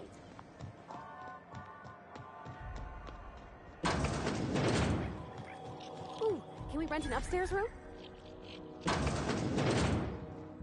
Bless my heart. A stranger come knocking on a poor old woman's door. You here for a particular reason? Or did the neighbors tell you how good my sugar cookies are? Made without a single natural ingredient, or an oven.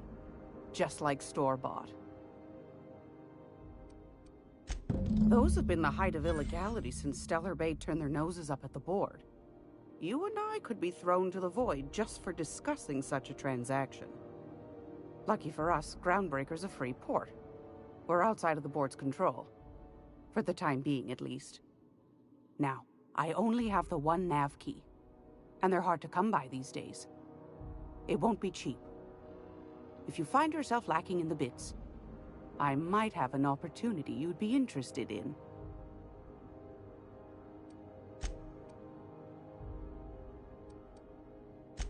Phineas, that old kook. He was quite the dancer back in his prime, did he tell you? Real light on his feet. Real light in the wallet, too.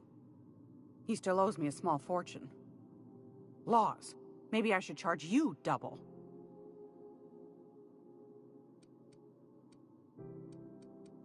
Well, I find I'm in need of a ship captain with a little moral flexibility.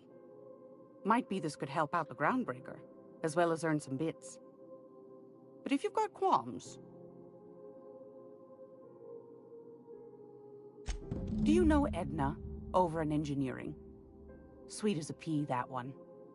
On occasion, she'll pass along transmissions I might find interesting. She sent me a recording of a distress signal she'd scraped from the Groundbreaker's comm array. Curious thing is, it came from an outpost called Roseway.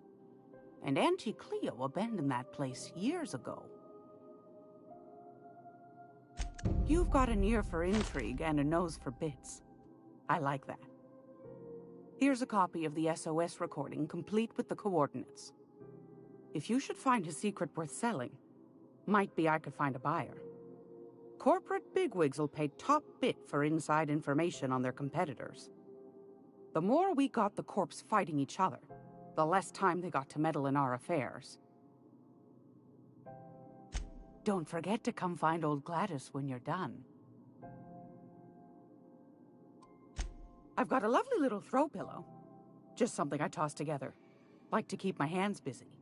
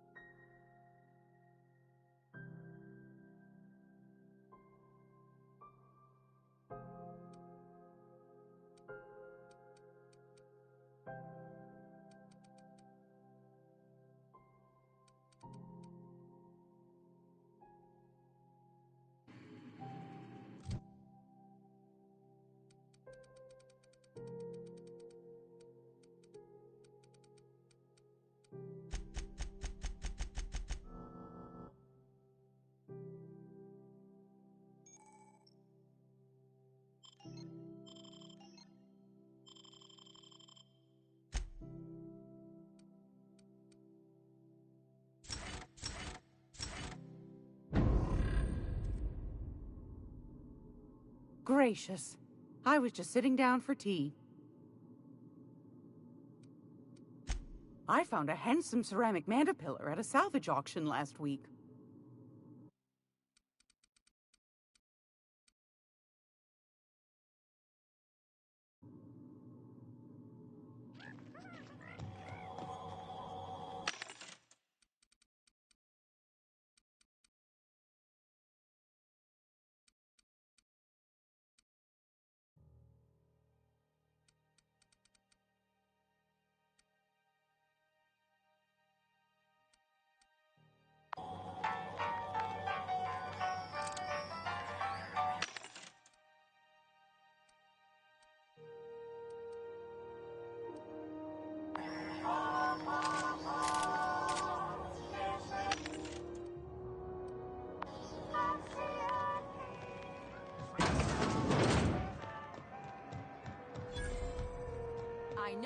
in there and prove.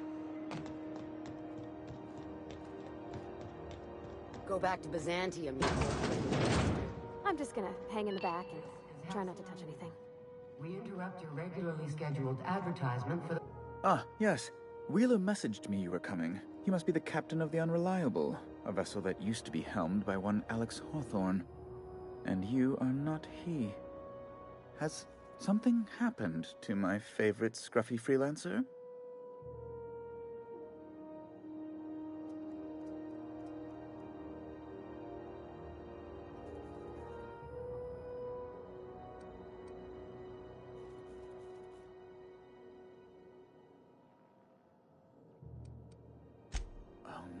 This is terrible. My dear friend, what devilry is this? In whose miserable fever dream am I trapped? Oh, Alex. There were so many arguments we'd yet to have. He was my dearest friend. My only friend. You have his ship, you must know. That picture of us on the promenade, me hugging him, him wincing. I keep a copy beside my bed. Did he? Ah, that's just like him. Such a sentimental man. Tell me, how did he die?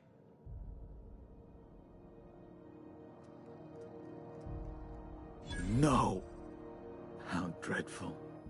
That was always Alex's greatest fear, you know. Devoured by those fiends, becoming one with their droppings. Right. You're going important places, I'm sure. Big, exciting, important places. There, I've removed the flag from your ship. I'm terribly sorry for the inconvenience. However, before you go, Alex promised to tell me the location of Phineas Wells. I'm sure you've seen his wanted posters all over the colony. Did Alex tell you where Wells might be? Anything at all?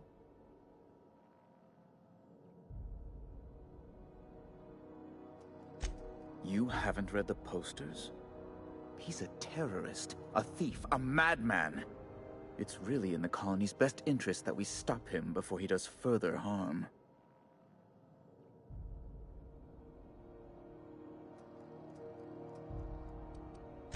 That's... well, that's just terrible news. Law, what am I going to do now? The board will have my head. Oh, I'm sorry. This is terribly unprofessional of me. Is there anything else I might help you with?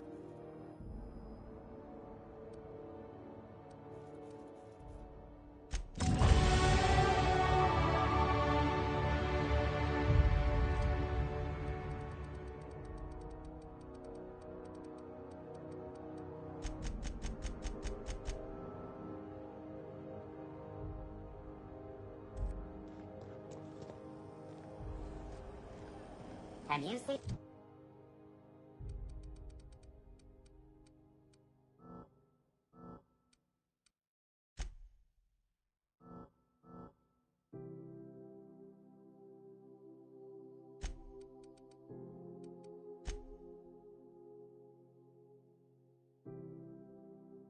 this man?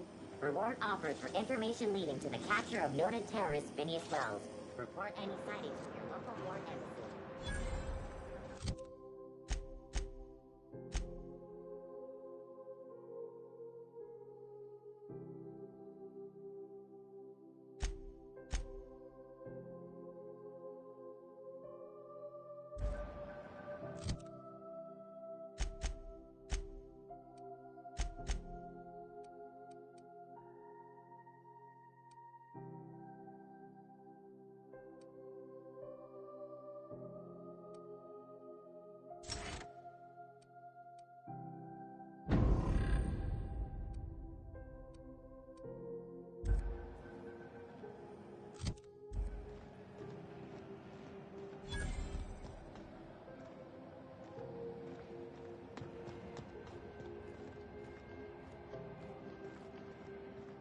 You look like someone who's taken their share of cuts and bruises. Need some armor? Maybe it's a bit secondhand, but that's only testament to its durability. We also have a line of specialized melee weapons, for those times you have to repel boarders but don't want to risk a bullet through the hull.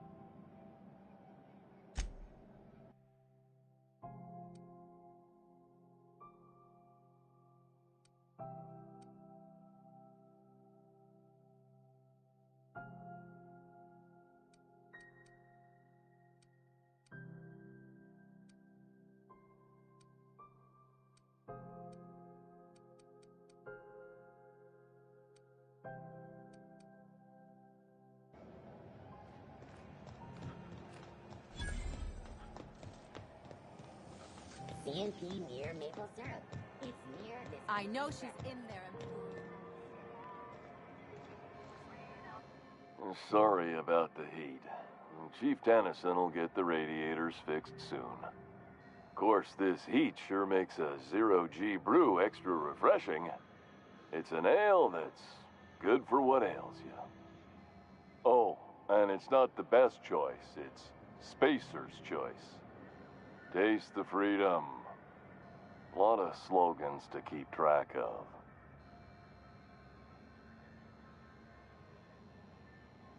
Heard of it?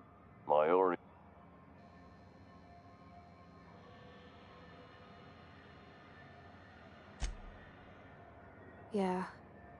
I hope they're gonna be okay. So, what can I get you? Have a look.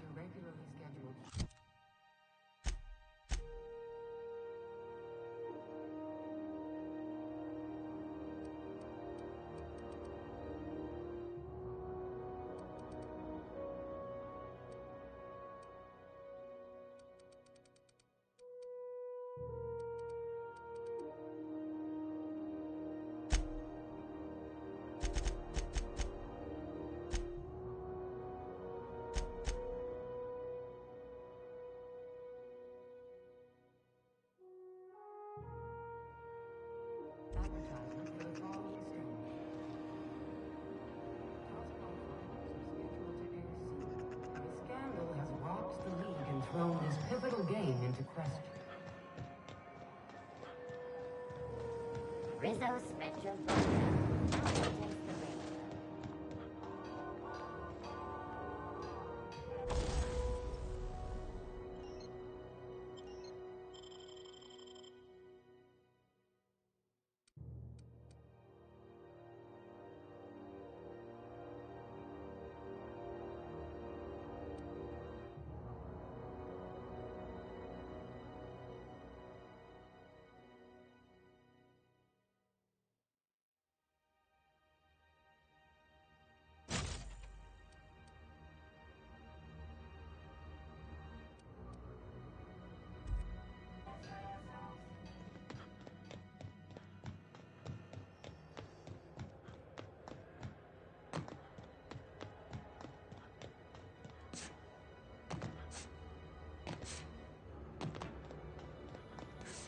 Hey, you got a second? Hey, we don't know each other yet, but I'm Felix Millstone. I was in the middle of a little discussion with the local authorities when you passed me by. I noticed your ship in port. Got to thinking you might be looking for some crew, so I wandered by, just to take a closer look. Gotta hand it to you, boss. That's a fine-looking ship. Only thing it's missing is me.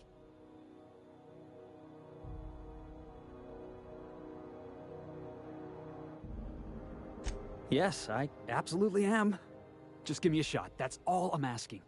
I could be the best damn crew you ever hired.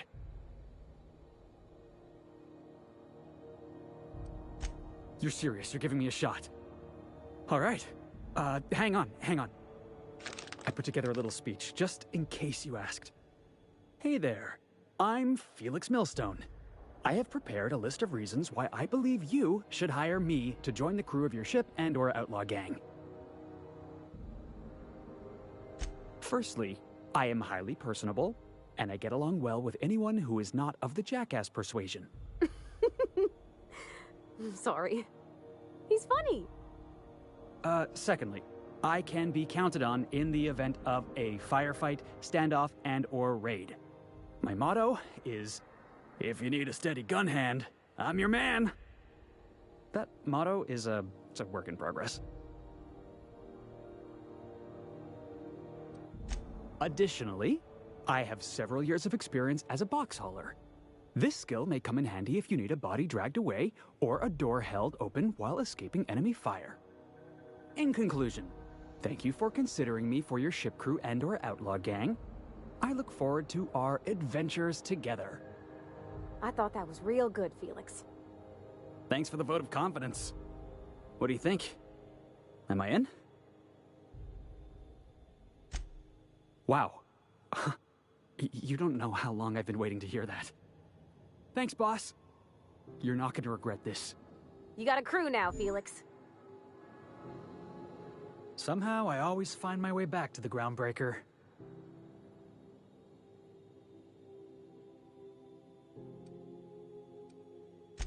Didn't I tell you?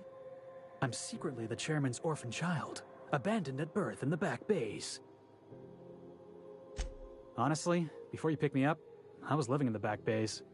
Spent my whole life up there, watching ships roll in and take off. I always wondered when my ship would come. I was what folks on the Groundbreaker call a stowaway. Means I was invisible. Life carried on for everybody else, but not for me. I had to make my own way.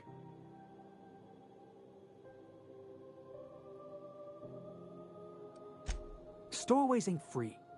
We were just as trapped as anybody else. We didn't belong in the system, but we still had to live in it. We still had to play by the board's rules. Imagine spending your whole life looking out at the stars and knowing you could never aspire to be anything more than a box hauler. That's what it's like.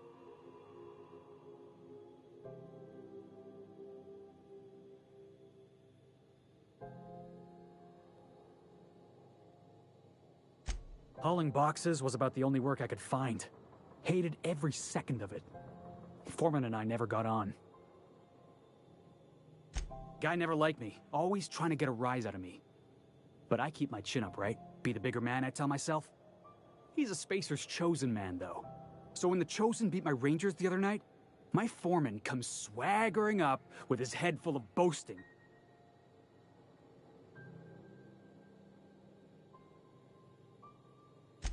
That's when I broadsided him with a tossball stick. Yeah. Look, this was a long time coming. Guy thinks he can push me around because he's some sky-high foreman, and I'm just a back bay's dock worker. Former dock worker, anyway. That's all in the past now. I'm over it. And he's in recovery, probably.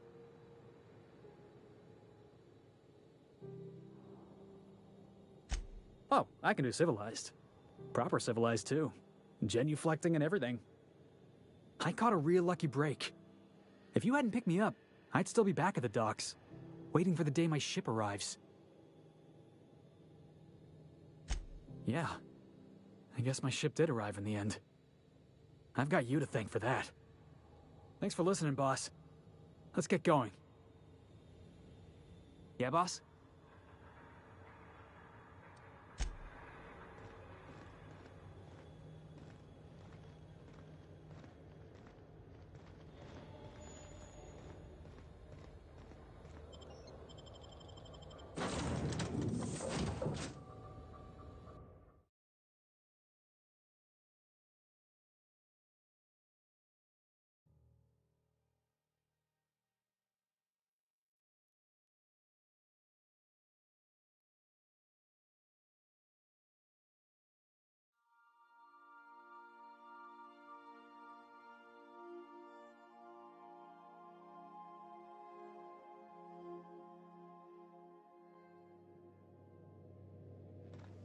Welcome back.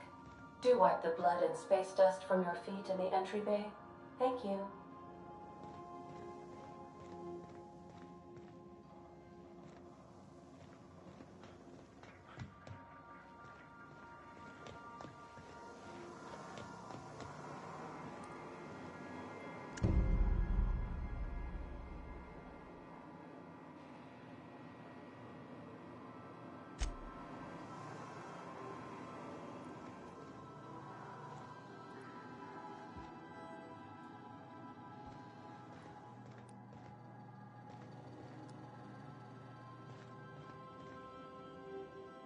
Good to see you, boss.